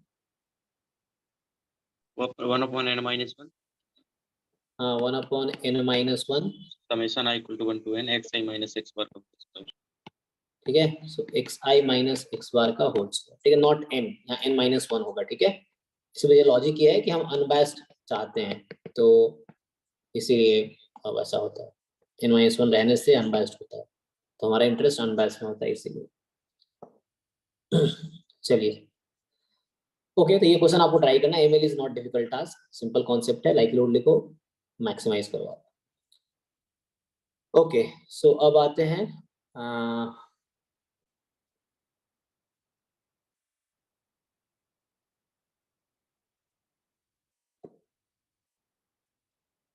ट्राई करना। ये तो हो गया, 2 ही क्वेश्चन इस साथ था, अब आगे देखते हैं। टिक हुआ होगा, देखना ध्यान से, टिक कर रखा है। अगर कोई छूट गया हो तो भी बताना, मैंने कोशिश किया छूटे ना, ये जैसे है। चलो 72 नंबर। अच्छा, ये वाला पीडीएफ में भेज दूंगा ताकि तुम्हें ये रहे कि टिक वाले क्वेश्चन पता हो, ढूंढना ना पड़े, ये भी है। सो ठीक है, हाँ 72 देख लेते हैं क्या कह रहा है। तो 72 कह रहा है आपको कि x1 x2 x3 be the random sample of size 3 chosen from population with probability density, probability distribution। तो डिस्ट्रीब्यूशन का मतलब CDF, ठीक है, डेंसिटी मतलब PDF होता है, तो probability डिस्ट्रीब्यूशन है मतलब CDF है। एक नहीं, यहाँ पे वो केस नहीं है जो मैं सोच रहा हूँ, यहाँ पे जस्ट वो बता रहा है डिस्ट्रीब्यूशन इस तरह से।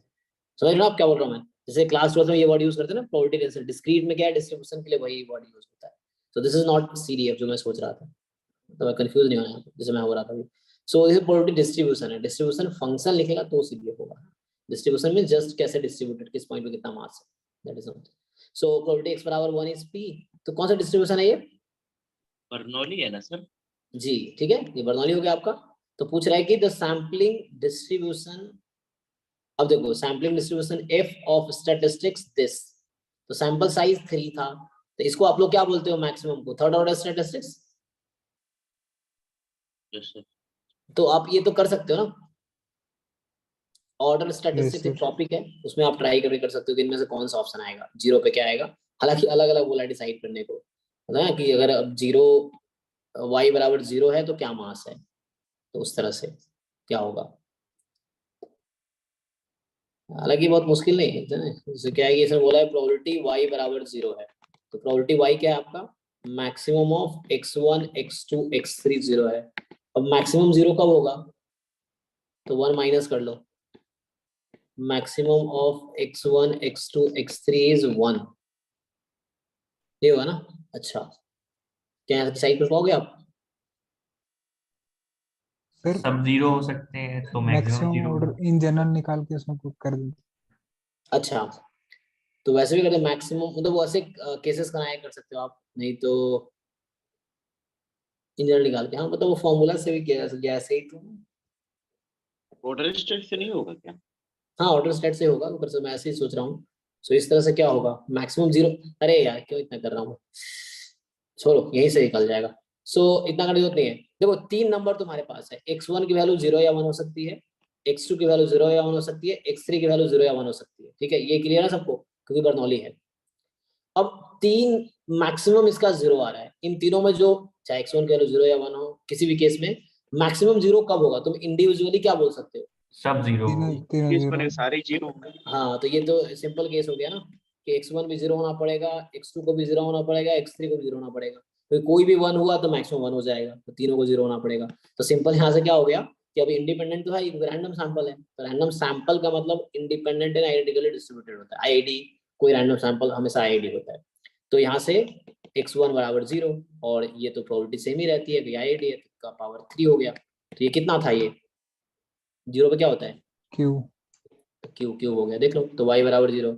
ऐसे ही जब y बराबर 1 निकालोगे, सो इसमें थोड़ा टाइम टेकिंग नहीं है, तो जस्ट प्रोबेबिलिटी मैक्सिमम इज 1। अब यहाँ थोड़ा प्रॉब्लम है, जैसे ऐसे आप सोचोगे अच्छा मैक्सिमम 1 है तो कुछ भी हो सकता है, 1 0 0 1 1 0 1 1 1, बहुत सारे केसेस है। तो क्या करोगे इसका, इससे बचना है 1 तो माइनस। कॉम्प्लीमेंट ले लो, तो उससे इजी हो जाएगा, यही वाला केस बन जाएगा।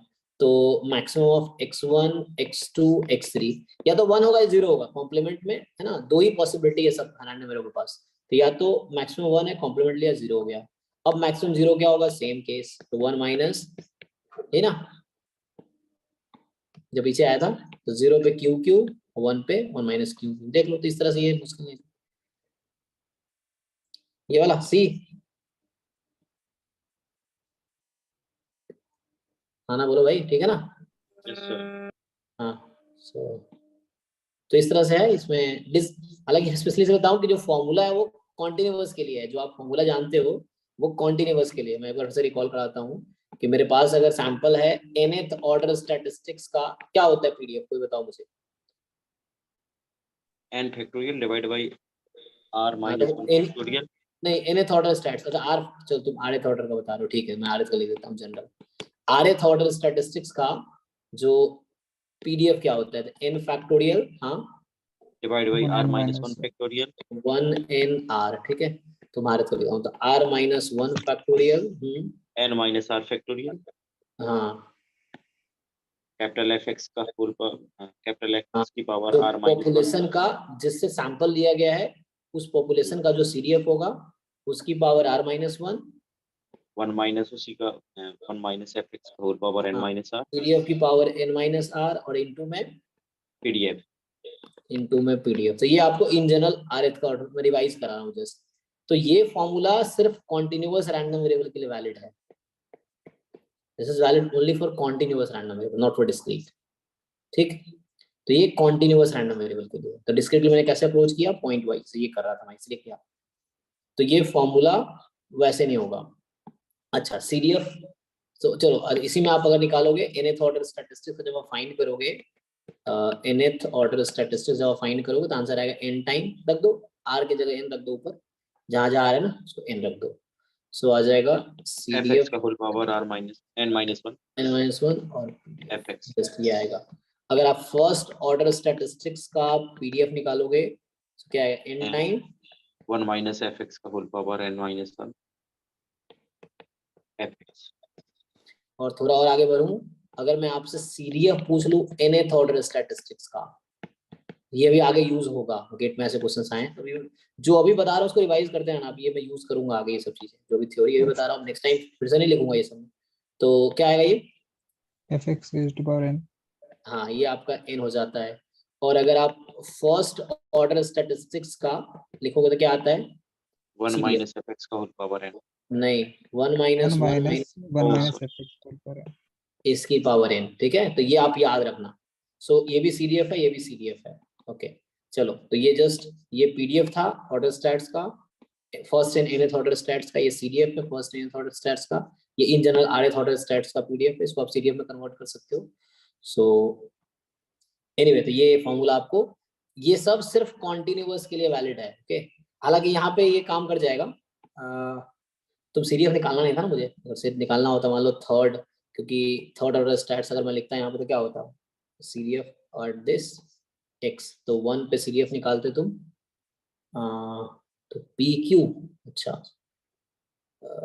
पावर 3, और यहाँ पे क्या होता 1 माइनस पी क्यू क्यू, पता नहीं इसका वैल्यू नहीं पता, क्योंकि ये फॉर्मूला जो हम लिखा हूँ ये सब कॉन्टिन्यूअस के लिए वैलिड है। ओके, तो these are for continuous random variable, ये कॉन्टिन्यूअस के लिए डिफाइन होता है। चलो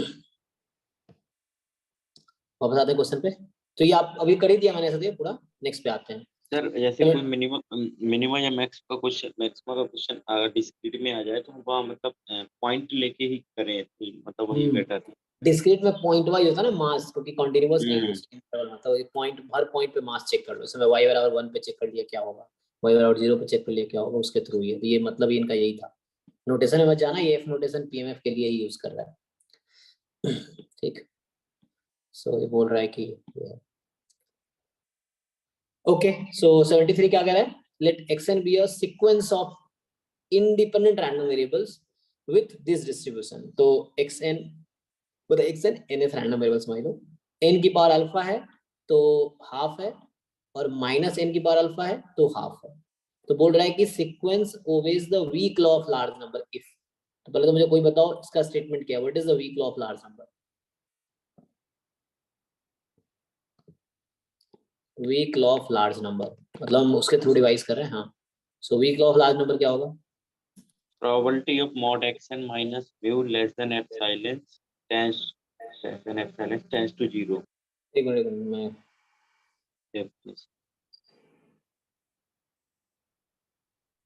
मतलब x1 x2 dot xn be a finite mean and finite variance, then तो सिंपल वर्ड में बताओ, कोई और बताओ, weak law of large number simple word. Sir जो mod of X n minus mu है वो जब एप्सिलॉन से लेस हो, तो जब n इंफिनिटी हो जाता है तो वो प्रोबेबिलिटी 1 हो जाती है।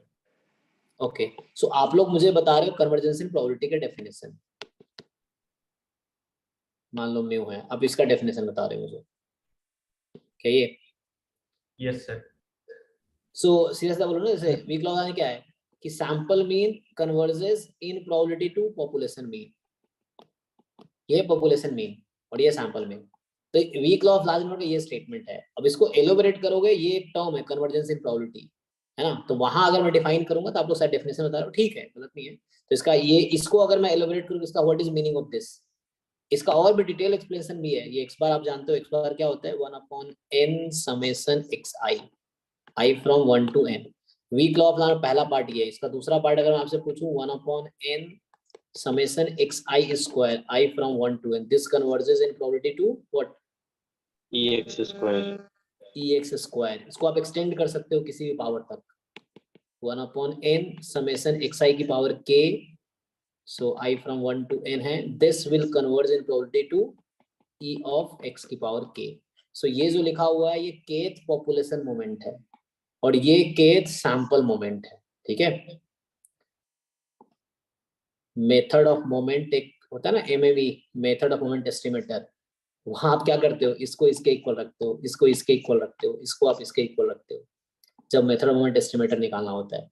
और यहाँ पे weak law of large number क्या कहता है कि ये जो सैंपल मोमेंट है will converge in probability to population moment. अब ये कन्वर्जेंस इन प्रोबेबिलिटी ये डिफरेंट है, जो सीक्वेंस का कन्वर्जेंस रियल एनालिसिस में होता है, जो कैलकुलस या एनालिसिस में जो डेफिनेशन है वो अलग है। तो अब कोई पूछेगा कि इसका क्या मीनिंग है, what is meaning of this, तो इसको फिर आप जैसे बता रहे थे उस हिसाब से कि for all epsilon more than 0 probability mod xn bar minus mu more than epsilon is 0, less than epsilon होगा 1 होगा, and limit n tends to infinity। तो ये इस टर्म का ये डेफिनेशन है, what is meaning of convergence in probability, तो convergence in probability का ये डेफिनेशन है, ठीक है। for all epsilon more than 0 limit n tends to infinity probability x bar minus mu more than epsilon 0, ठीक है। ये अगर इसको आप लिखोगे less than epsilon तो यहाँ 1 हो जाए, कोई दिक्कत नहीं।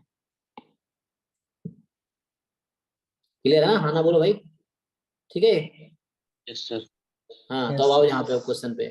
क्वेश्चन में क्या बोला है कि किस सिचुएशन में weak law of large number लगा सकते हैं हम, तो डिस्क्रीट है। तो आपसे मैं पूछूं कि ex क्या होगा इसका, डेफिनेशन में भी जा सकते हो आप, 0। सो ex आपका हो गया 0, अच्छा ठीक है ना, ex है ना, ex मतलब इस डिस्ट्रीब्यूशन EXN क्या होगा nth। अब आपको देखना है कि वो डेफिनेशन लगा लो अब ये वाला weak law of large number का।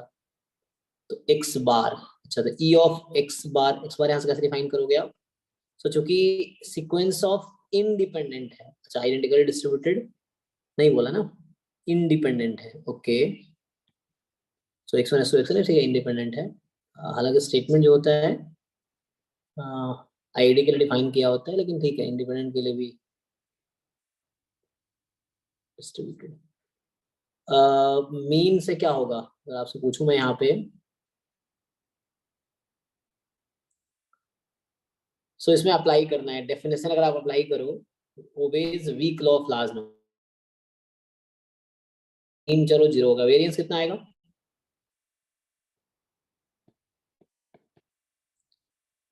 वेरिएंस आपको ट्राई कीजिए, तो ट्राई लिख पेन पेपर ट्राई करो, लिखो फिर सीखोगे।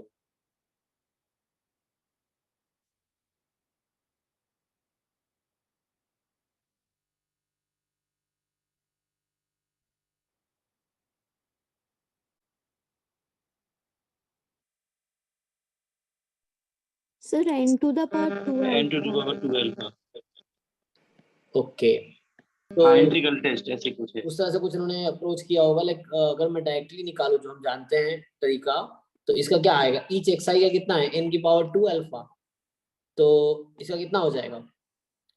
n टाइम, तो क्या देखेगा? n की पावर 2 अल्फा प्लस 1 और अपॉन जैसे बोल रहे हो n स्क्वायर, तो n की पावर 2 अल्फा माइनस 1 हो जाएगा। अरे बाकी लोग समझ पा रहे क्या बोल रहा हूँ मैं? आप सिंपली वेरिएंस लगाओ इस पे, दोनों अप्लाइंग वेरिएंस बोथ साइड। तो अप्लाइंग वेरिएंस बोथ साइड में क्या होगा? सो यहाँ x1 प्लस x2 का वेरिएंस क्या होगा? इस समेशन में वेरिएंस लगाने पे क्या होगा? Variance x1 plus variance x2 plus variance x3 plus, क्योंकि वो इंडिपेंडेंट है कोवेरिएंस टर्म नहीं आएगा, तो n time variance of xi, और आपने वेरिएंस ऑफ xi कितना निकाला है? n की पावर 2 अल्फा।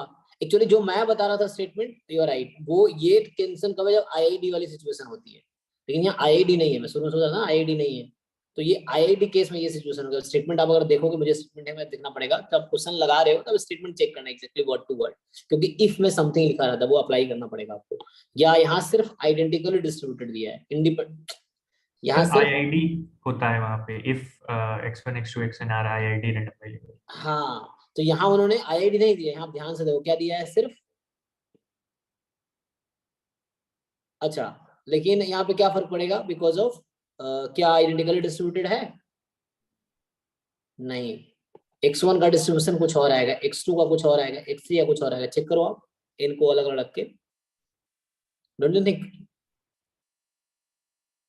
बाकी सब लोग समझ पा रहे हैं ना? मैं ये बोल रहा हूँ कि क्या ये आइडेंटिकली डिस्ट्रीब्यूटेड है x1 x2 x3 x4 xn? No sir, नहीं है ना? तो वो वाला थ्योरम जो मैं शुरू में लगा रहा था वो गलत होगा, क्योंकि वो जो थ्योरम जो वेरिएंस वाला है वो उसके लिए है जहां पे IID हो, है ना? तो हमने वही शुरू में नोटिस किया था कि ये तो IID के लिए वो सिचुएशन है, लेकिन जब इंडिपेंडेंट सिर्फ दिया तो ये बता रहे शायद एक जो कुलदीप बता रहे हैं वही करेक्ट उस तरह से कुछ होगा। तो अब इसमें तो वेरिएंस लगा लो ना, n टाइम ये आ गया, तो कितना आ गया? n की पावर इसका वेरिएंस जो आएगा, when you find variance of Sn you will get this thing, so n की पावर 2 अल्फा प्लस 1। और अब upon n square according to theorem, तो according to theorem upon n square करोगे, n की power 2 alpha plus 1 upon n square. ये theorems देखने पड़ेंगे हमें जो जैम के अलावा जो टॉपिक है, क्योंकि मुझे भी रिकॉल इसलिए नहीं क्योंकि मैं जैम ही पढ़ाता रहा हूँ 3-4 साल से, तो गेट तो पहली बार शुरू किया, तो मुझे भी थोड़ा पढ़ना पड़ेगा वो चीजें, लेकिन पढ़ेंगे तो साथ में करेंगे। सर ये और आप थ्योरम लोगों कौन ने सी बुक में है?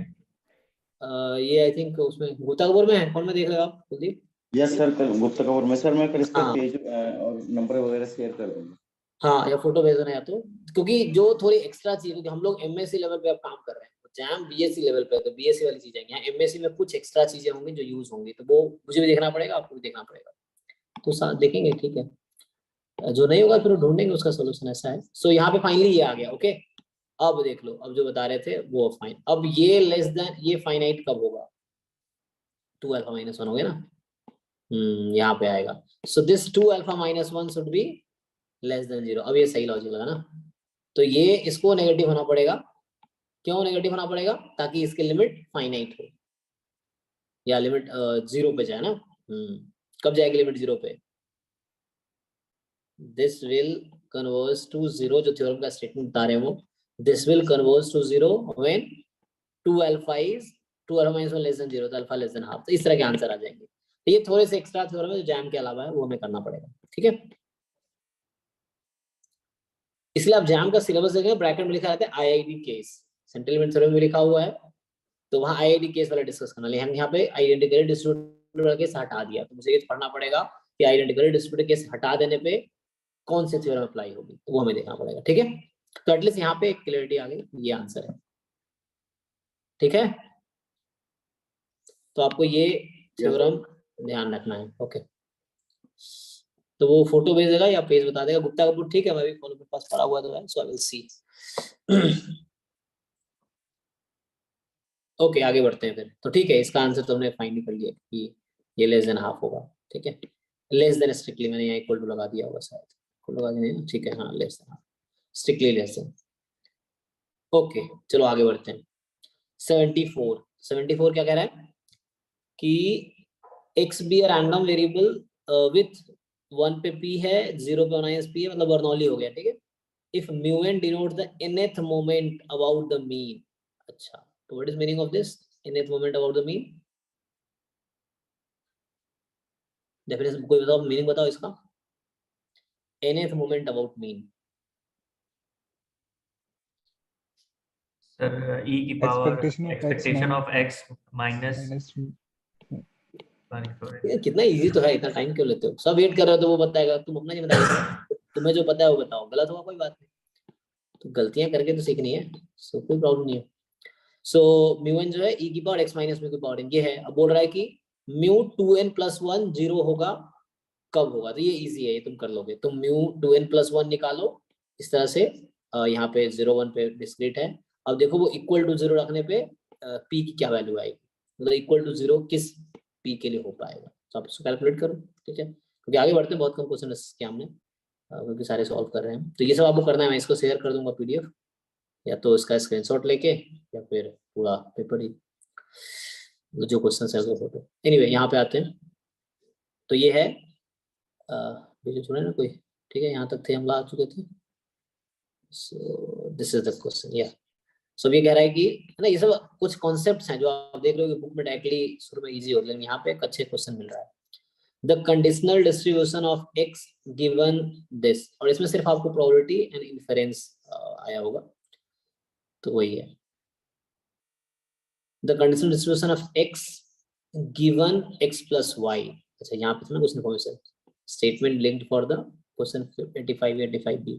Let the random variable x and y be independent Poisson variate with parameter lambda 1 lambda 2 respectively। तो ये एक थ्योरम है actually. The conditional distribution of x given x plus y क्या होता है, किसी को आइडिया है? बाइनोमियल।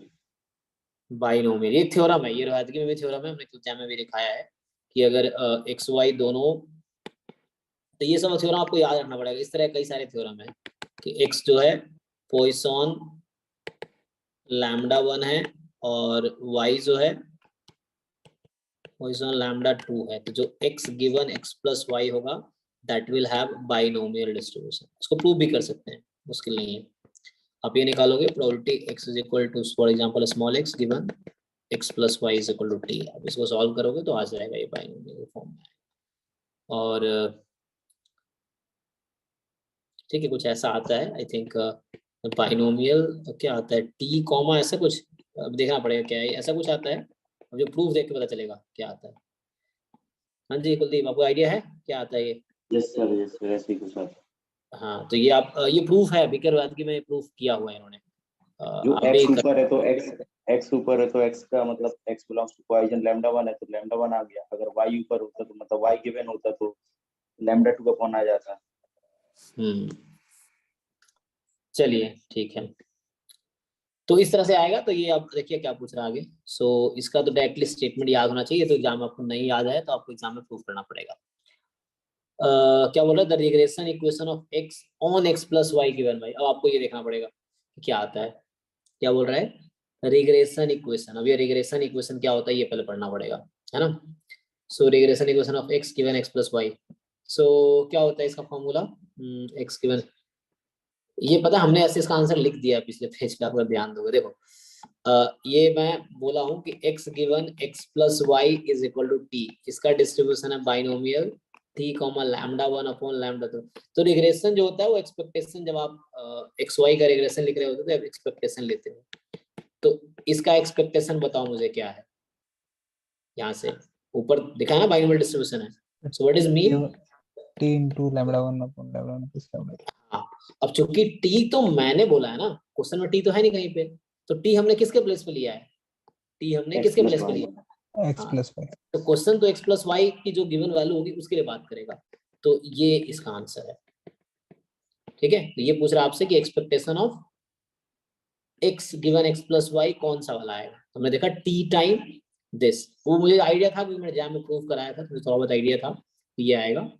तो इस तरह से, तो इसमें कौन सा ऑप्शन आ गया, बी, बी या सी। दोनों ही दिख रहे सर सेम तो। अरे ओके, तो हाँ इन्होंने गलती से एक तो एडी क्या है, लैम्डा 2 होना चाहिए ऊपर, मतलब कोई हाँ एक ये option में। कोशिश यही किया होगा यहाँ लैम्डा 2 बनाने का, और यहाँ भी लैम्डा 2 की प्रिंटिंग नहीं किया ऐसा, तो ए बी सेम दिख रहा है, बी सी सेम दिख रहा है ना, इस तरह से कुछ कोशिश किया होगा। ठीक है, तो एटलीस्ट आपको आंसर क्लियर है ना। ठीक है, तो ये तो मैंने ऐसे ही कर लिया क्योंकि भाई अगर थ्योरम का स्टेटमेंट पता है जो मैंने लिखा है तो उससे ऐसे ही हो गया, नहीं तो प्रूफ करना पड़ेगा, फिर आपको दिखेगा कि आप ये प्रूफ कर लोगे तो मीन निकाल लो जस्ट। ठीक, तो ये 2005 का अभी तक कर रहे थे, 2005 में इतने क्वेश्चन आए थे गेट 2005 में, आई थिंक 5 का ही था। ये 2006 यहाँ से स्टार्ट होगा। ठीक है, तो अब तक जो हमने किया है गेट 2005 का बस पेपर डिस्कशन, कितना कॉन्सेप्ट आ गया ना इसमें, रिकॉल हो गया, प्रोबेबिलिटी और इन्फरेंस के रिलेटेड, ये ऊपर था। ओके, अब आते हैं गेट 2006 वाले पेपर में। तो ये जो पेपर है ये गेट 2006 का है। ओके, चलो चलिए यहाँ पे आते हैं। तो ये कह रहा है कि let X Y Z be events which are mutually independent with probabilities A B respectively. एक minute, X Y Z be event which are mutually independent with probabilities A B respectively से क्या मतलब हुआ, म्यूचुअली है ना, तो हर pair की ए ऐसे कुछ होना चाहिए। With probabilities A B, C भी तो होना चाहिए था। तो अच्छा, oh X Y Z be in which are mutually independent with probability this, मतलब कुछ ऐसा बोलना चाह रहा है कि एक्स दो वैल्यू क्यों दिया है with probabilities a comma b respectively, तीन देना चाहिए था ना। तो आई थिंक आगे करते हैं क्या कहना चाह रहा है, पढ़ के समझ आ जाएगा। So let the random variable n denote the number on denote the number on x y z which occur। अरे एक मिनट, इससे कैसे रिलेशन तो नहीं ना, मतलब पीछे से रिलेशन हो किसी क्वेश्चन से। सो 13 क्या था, नहीं क्वेश्चन नहीं दिख रहा, फ्री क्वेश्चन है। Then the probability of n बराबर 2 इज, ओके देखो यहाँ c है और यहाँ c मिसिंग, मतलब मिसप्रिंट है ना। देखो ऑप्शन में c यूज हुआ है ना, यस सर। Yes sir. और यहाँ तो c है नहीं, तो मतलब थोड़ा सा मिसप्रिंट है यहाँ पे। ठीक है, हम लोग कोशिश करते हैं ठीक करने का। तो मिसप्रिंट है थोड़ा सा, म्यूचुअली इंडिपेंडेंट है और इनकी प्रोबेबिलिटीज है a b. Okay, let the random variable n denote करता है नंबर ऑन एक्स वाई और जेड विच अकर, एक्स या वाई या जेड किसी एक पे जो नंबर आ रहा है वो है। तो n बराबर 2 होने का क्या चांस है, तो थोड़ा सा और मिसिंग इन्फॉर्मेशन, या तो मान लो बर्नौली टाइप का अगर है ऐसा कुछ। म्यूचुअली इंडिपेंडेंट है, म्यूचुअली इंडिपेंडेंट का ये होता है कि एक्स वाई से एक्स जेड से ना म्यूचुअली एक दूसरे से इंडिपेंडेंट है। The probability is that the n बराबर 2, okay,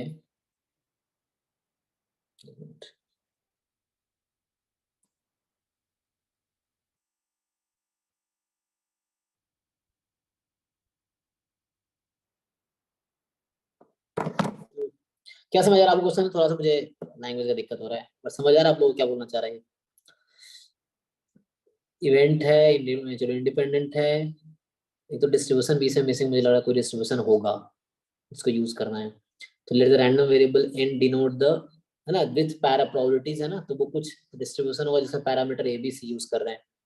और let the random variable n denote the number on x y और जेड विच अकर, किसी एक पे अकर होता है। द प्रोबेबिलिटी n बराबर 2 क्या होगा? n बराबर 2 का मतलब हुआ कि एक्स वाई जेड पे किसी एक पे 2 आने का क्या चांस है। तो या तो ये आई थिंक डाइस वाला केस हो सकता है कुछ ऐसा, लेकिन ए बी का क्या रोल है बीसी का? ईच आउटकम ए बी, इस तरह से मान लो, है ना, ए बी सी है।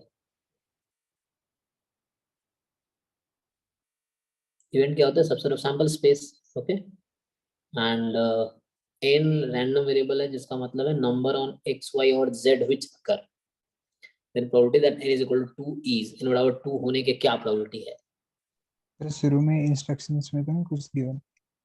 हो सकता है, एक बार हम लोग यहाँ से स्टार्ट कर रहे हैं, यहाँ से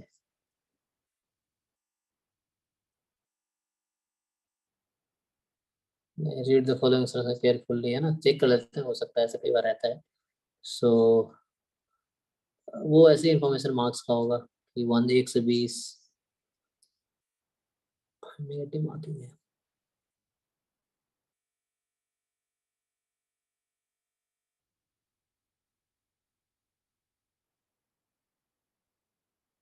ऐसा कुछ नहीं है, मुझे लगता है कुछ थोड़ा सा मिसिंग है। एनीवे मान लो, और चलो ऐसा है कि एक्स वाई जेड 3 वो है, डाई है, तो उस पे ईच आउटकम आने की प्रोबेबिलिटी, जैसे ए बी सी का क्या रोल है, तो ए बी सी का क्या रोल है, विच प्रोबेबिलिटी ए बी?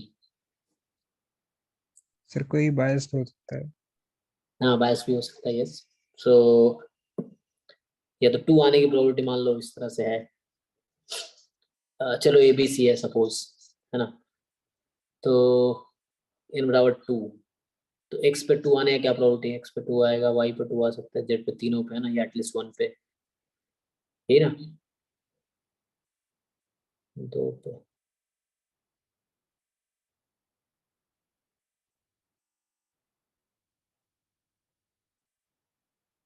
अच्छा, मेरा का ये कहना चाह रहा है, एक मिनट थोड़ा सा मुझे क्लियर करना हूँ कि 3 रैंडम वेरिएबल है एक्स वाई जेड, ठीक है, x के अकर होने की प्रोबेबिलिटी a है, y के अकर होने की प्रोबेबिलिटी b है, और z के अकर होने की प्रोबेबिलिटी c है, ठीक है।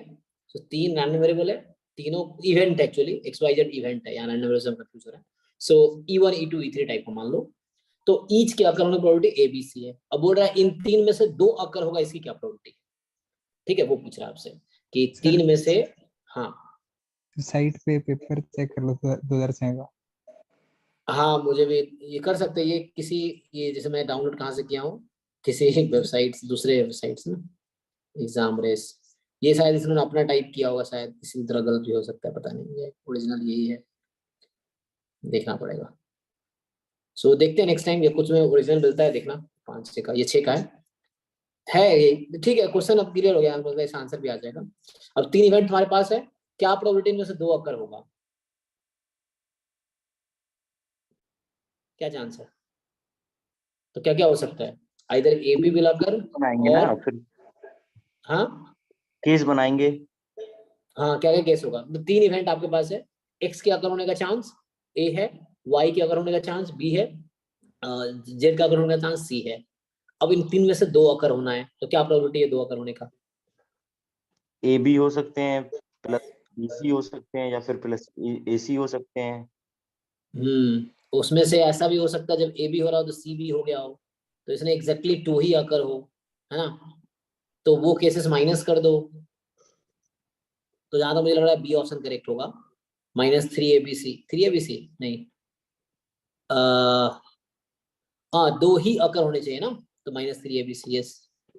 एग्जिट की बात कर रहा है ना वो, तो कि एग्जिट 2 अकर हों। हाँ, यही बोल रहा हूँ, इसीलिए कि जैसे होगा एक्स वाई अकर हो रहा है, तो ए बी अकर होने का मतलब क्या है? ए बी तो अकर हो ही रहा है, जेड हो भी सकता, नहीं भी हो सकता है, तो वो केसेस तुम्हें माइनस करने। अच्छा, ये कुछ वैसे रिलेट कर लो ना भाई, जैसे ये है, ठीक है, so what is probability that exactly 2, तो कौन सा सेट उसकी प्रोबेबिलिटी पूछ रहा तुमसे, देख लो। ये तो इससे कर लेना तुम, करना ये ना, जो ये देख लो, ये वाला पार्ट है, एग्जैक्टली 2 वाला देखना भाई, मैं वो कर रहा हूँ, ये वाला पार्ट है और ये वाला पार्ट है, समझ आ रहा है सबको? अब देखो,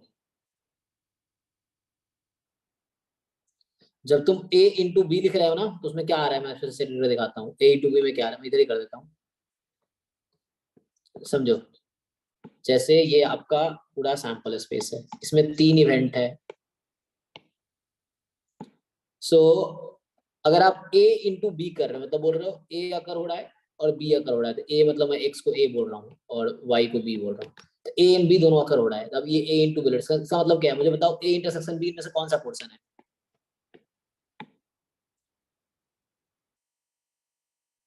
दिख रहा होगा तुम लोगों को भाई, सबको दिख रहा होगा ऑब्वियसली, ये है, यस है सर। कि नहीं? हाँ, फिर आप b इंटरसेक्शन c करोगे, सो ये है, फिर आप c इंटरसेक्शन a करोगे, ये है, yes so sir. A b b c a c, okay. अब मुझे बोला एग्जैक्टली 2 आकर होना चाहिए, एग्जैक्टली 2 का मतलब हो गया this only, this only, this only, तो क्या बाहर करोगे, कितना सबट्रैक्ट करोगे? Probability of exactly 2। आप लोग अपना भी दिमाग लगा, जो मैं जरूरी मैं कर रहा हूँ वही सही होगा, और भी तरीके हो सकते हैं, या मैं कभी गलत भी कर सकता हूँ, तो आप लोग, क्योंकि ऐसा नहीं कि मैं आपसे बहुत ज्यादा जानता हूँ, मैं भी आपके जैसा ही हूँ, इसलिए आपको उसके हिसाब से देखना है कि आपका लॉजिक मतलब सही कह रहा है नहीं कह रहा है, ठीक है। एग्जैक्टली 2 अकर्स, सिर्फ 2 ही अकर होने चाहिए, तो मैं मतलब ए इंटरसेक्शन बी में ये पूरा पोर्शन आ गया, बी इंटरसेक्शन में ये पूरा पोर्शन आ गया, सी इंटरसेक्शन में पूरा पोर्शन आ गया, लेकिन 2 ही अकर होने चाहिए, मुझे ये बाहर करना पड़ेगा। इसको आपने कितनी बार इंक्लूड किया इस पोर्शन को? 3 बार। 3 बार घटाना पड़ेगा, तो A B plus B C plus A C, इसमें आपने 3 बार इसको इंक्लूड कर लिया है, उसको हटाना पड़ेगा ताकि ये तीनों अकर ना हो, सिर्फ 2 ही अकर हो, तो इस पोर्शन को मुझे बाहर निकालना पड़ेगा, ये है। तो ये यहाँ मतलब यहाँ सी एक तो मिसिंग है, और ये इवेंट एक्स वाई जब देखे ना, रैंडम वेरिएबल वाली फील आ गई, यहाँ ए बी सी लिखा होता तो थोड़ा आसानी होता, तो भला ये इवेंट लिखा हुआ है, तो सो इस तरह से था कॉन्सेप्ट, ठीक है। चलिए आगे बढ़ते हैं। विदाउट ग्राफ से सर वैसे नहीं होता था, जैसे मतलब ABC दिया रहता था, उसकी प्रोबेबिलिटी दी जी, रहती थी तो जैसे आपको फॉर्मूला क्लास अपने सेट थ्योरी में पढ़ा होगा 11th क्लास में, कि एग्जैक्टली 2 का प्रोबेबिलिटी। फॉर्मूला क्या होता है, हाँ, ये होता है, हो जाएगा ए एग्जैक्टली 2 का मतलब क्या हुआ, A intersection B intersection C पे बार आ जाएगा, फिर ऐसे ही B पे B हाँ पे हाँ बार आ हाँ हाँ, जाएगा, प्लस C पे राइट बार राइट, A पे बार आ ऐसे कर जाएगा। लो आप, यस यस वही चीज है। इससे भी कर सकते हो आप, मतलब ए कॉम्प्लीमेंट, ये हो गया, तो इस तरीके से, यस यही निकालना था मैं, तो उससे भी करोगे, आप क्या करोगे, इसको बाहर करोगे यहाँ से इंटरसेक्शन बाहर होगा, जब आप कॉम्प्लीमेंट लोगे, ये कुछ नहीं है, देखो मैं चलो प्रूफ करके दिखाया तो यही आएगा, यहाँ से भी आपका वही आएगा, ये आएगा probability of a intersection b minus probability of a intersection b intersection c, ठीक है, प्लस दूसरा वाला आएगा प्रोबेबिलिटी ऑफ ए हाँ सर वही इंटरसेक्शन, आ गया। हाँ, तो इससे भी वही आ जाएगा, और प्लस में probability of c intersection b minus a intersection b intersection c, उससे भी यही आया, यही फॉर्मूला है, तो यही आंसर आएगा फिर। तो वैसे भी आप कर सकते हो, मतलब और भी तरीके बहुत सारे हो सकते हो, वो आपको इसीलिए इंडिपेंडेंटली सोचना है, एग्जाम में फाइनली आपका तरीका ही हेल्प करना है, क्योंकि मैं तो आने रहा सॉल्व करने, तो आप जो डेवलप करोगे अपने अंदर, वही आपको एग्जाम में हेल्प करेगा, जो आपको समझ आ रहा है बेटर, ये जो आप सोच रहे हो वही हेल्प करेगा, इसलिए होता है क्या है कि पहले एग्जाम्पल भी आप सॉल्व कर रहे हो बुक में, तो पहले खुद करो, ताकि आपको ये लगे कि आपके पास कौन सा आइडिया है, फिर आप बुक में देखो, तो कई बार ऐसा होगा कि आप इस बुक से बेटर सोच पाओगे। अगर आपने सॉल्यूशन पहले ही देख लिया, तो आपको दिमाग में नया आइडिया आएगा ही नहीं, वही आएगा जो आप खुद कोशिश करोगे कैसे किया, उसको समझने की कोशिश करोगे वो क्या किया है, फिर वही आप सोच रहे हो, नया नहीं सोच पाओगे, तो ऐसे होते हैं। Okay, 15, assume that 45% of population favors a certain candidate in an election. 45% of population favors a certain candidate in an election. Okay. If a random sample of size 200 is chosen, then the standard deviation of the number of members of the sample that favors the candidate is। ठीक है, question समझ आ रहा है कुछ?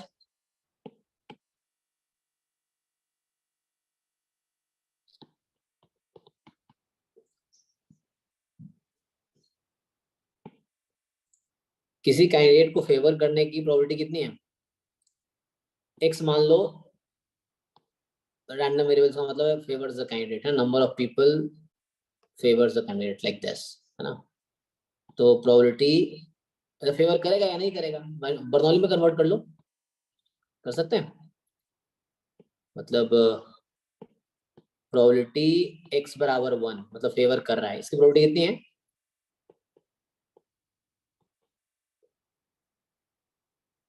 कितने भाई? 45%।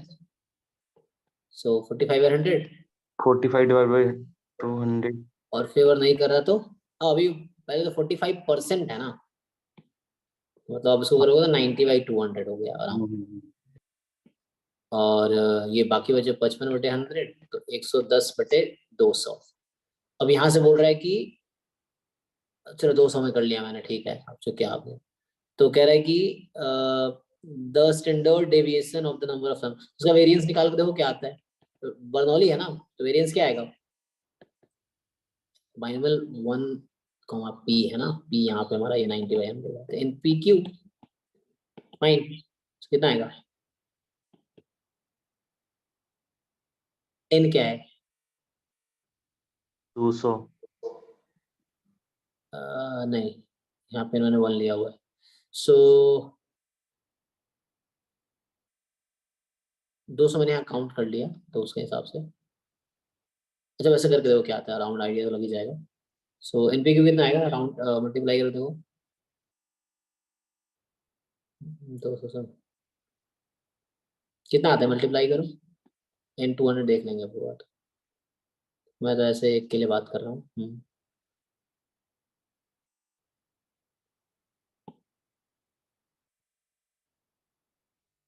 Sample size of 200 choose है ना, 200 चूज किया।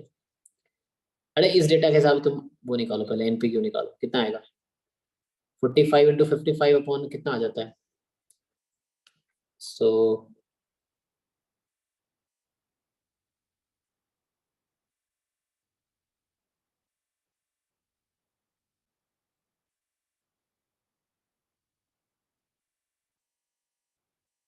ये हो गया तुम्हारा दिस।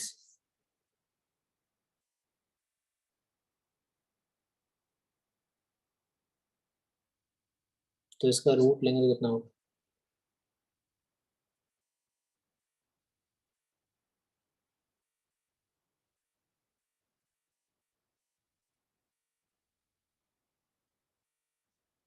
सब कुछ प्रॉब्लम है ना।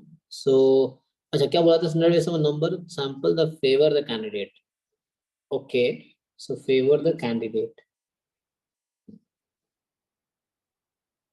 standard deviation of the number of members of the sample।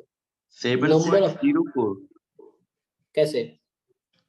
वही मतलब बाइनोमियल से लगा रहा था मैं, वो 200 लेके तो 200 into multiply by 45 divide by 100 multiply by 55 divide by 100। हाँ तो फिर उसका निकला 99 डिवाइड बाय 49.5 40। हाँ, तो फिर इसका स्टैंडर्ड डेविएशन मतलब अंडर रूट ले लिए, 7.04 आ गया। ओके ठीक है। 9 हाँ 033 कुछ आ रहा है, तो 0.4 हो गया फिर। मतलब एक के लिए ये है, तो बाद में मतलब एक के लिए कर दिया, तो उसके लिए आप कर लो 200 के लिए 200, ऐसा हो जाएगा ना। मतलब ईच फॉलो मान लो ऐसा है बर्नौली विथ दिस पैरामीटर्स, तो समेशन कितना हो जाएगा 200 का? अगर ईच एक्स आई बर्नौली पी है तो summation x I I from 1 to 200 कितना होगा? 200 comma P binomial 200 comma P. P क्या है जो सपोर्ट कर रहा है? सपोर्ट कितना कर रहा है? 45%, तो 0.45 तो हो गया बस। और इसका स्टैंडर्ड वेरिएशन निकाल, ठीक है। तो यही आया। बाकी लोगों को समझ आया क्या? हाँ जी, हाँ ना बोलो भाई, सब सो गए लगता है। सर एक बार फिर से बता दीजिए। मैं बोल रहा हूँ ईच xi एक नंबर, आपके पास कितने सैंपल साइज है? 200, ठीक है। और ईच आर IID बोल रहा है कि जो मार्केट में न्यूज है कि 45% लोग सपोज करते हैं, इसका है कि बाइनोमियल 1, p और p की वैल्यू है 45% जो इसका सपोर्ट में है, ठीक है। तो summation xi i from 1 to 200 ये y मान लो, तो आपको स्टैंडर्ड डेविएशन ऑफ y निकालना है, तो होगा root under variance of y। Variance of y क्या होगा? इसका डिस्ट्रीब्यूशन होगा बाइनोमियल 200, p, तो क्या होता है वेरिएंस इसका y का? 200 p NPQ, p आपका ये क्वांटिटी है, तो पुट करो कितना आएगा? ये 7.04 आएगा, p ये यूज करो, ठीक।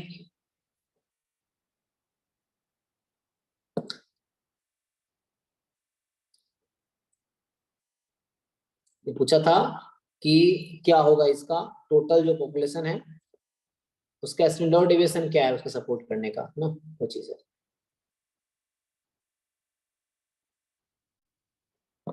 ओके चलो मैं करता नहीं, टाइम खत्म हो इसको, मैं फिर ये तो फिर अच्छा 11:30 हो गया है, तो इस साल की तो कम से कम देख ही लो एक बारी, फिर आगे देखेंगे, या ये एटलीस्ट ये वाला पार्ट कर लेते हैं।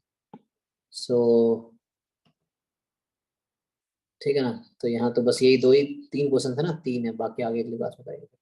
So यहाँ पे क्या है कि let x and y be independent Poisson random variable with parameter 1, 2 respectively। तो ये तो निकाल सकते हो आप, प्रोबेबिलिटी x बराबर 1 given x plus y upon 2 is 2, तो वो कर लो। अभी तो हमने ये क्वेश्चन किया है, अभी किया ना ऊपर, क्रॉस मल्टीप्लाई करें क्या होगा? ये probability x is 1 given x plus y is 4 divide by 4। तो अभी आपने देखा था इसका डिस्ट्रीब्यूशन क्या आता है जब ये पॉइसन है, क्या है? पॉइसन है ना, तो इसका डिस्ट्रीब्यूशन क्या आता है x given x plus y का? Binomial binomial 4,1/3 4,1/3। अरे एक मिनट कर दो यहाँ। सो लैम्डा 1 यहाँ है ना, लैम्डा 1 1 है, लैम्डा 2 2 है, तो कितना हो जाएगा? 1/3 हो गया। अब ये निकाल लेंगे x बराबर 1 पे, तो x बराबर 1 पे कितना आएगा?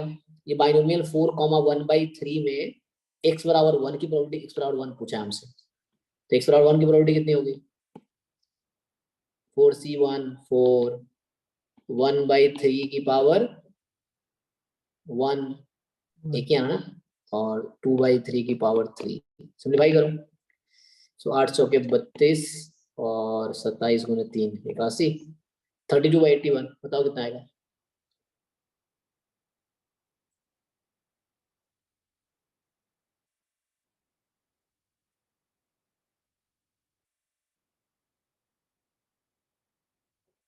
इतना ही मिलेगा, डिवाइड करो कैलकुलेटर से।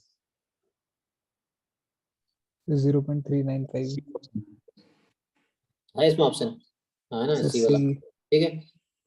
चलो ठीक है, यहाँ तक किया हमने डिस्कस, इसके आगे नेक्स्ट क्लास में करते हैं। पेज नंबर याद रखना कहाँ पे हम लोग 474 पे, यहाँ दिख रहा होगा कॉर्नर पे 474 बॉटम में।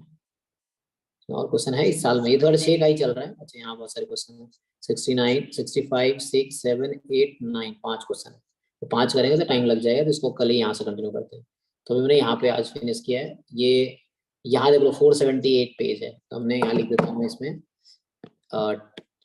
बिफोर पेज 478, जो मैं ओपन करता हूँ मेरे वाले PDF में, in my PDF। So 478 page से ऊपर मैंने कर दिया है। और स्टार्ट कहाँ किया था? तो हमने स्टार्ट आई थिंक, क्योंकि गेट का क्वेश्चन यहाँ स्टार्ट होता है किस पेज से?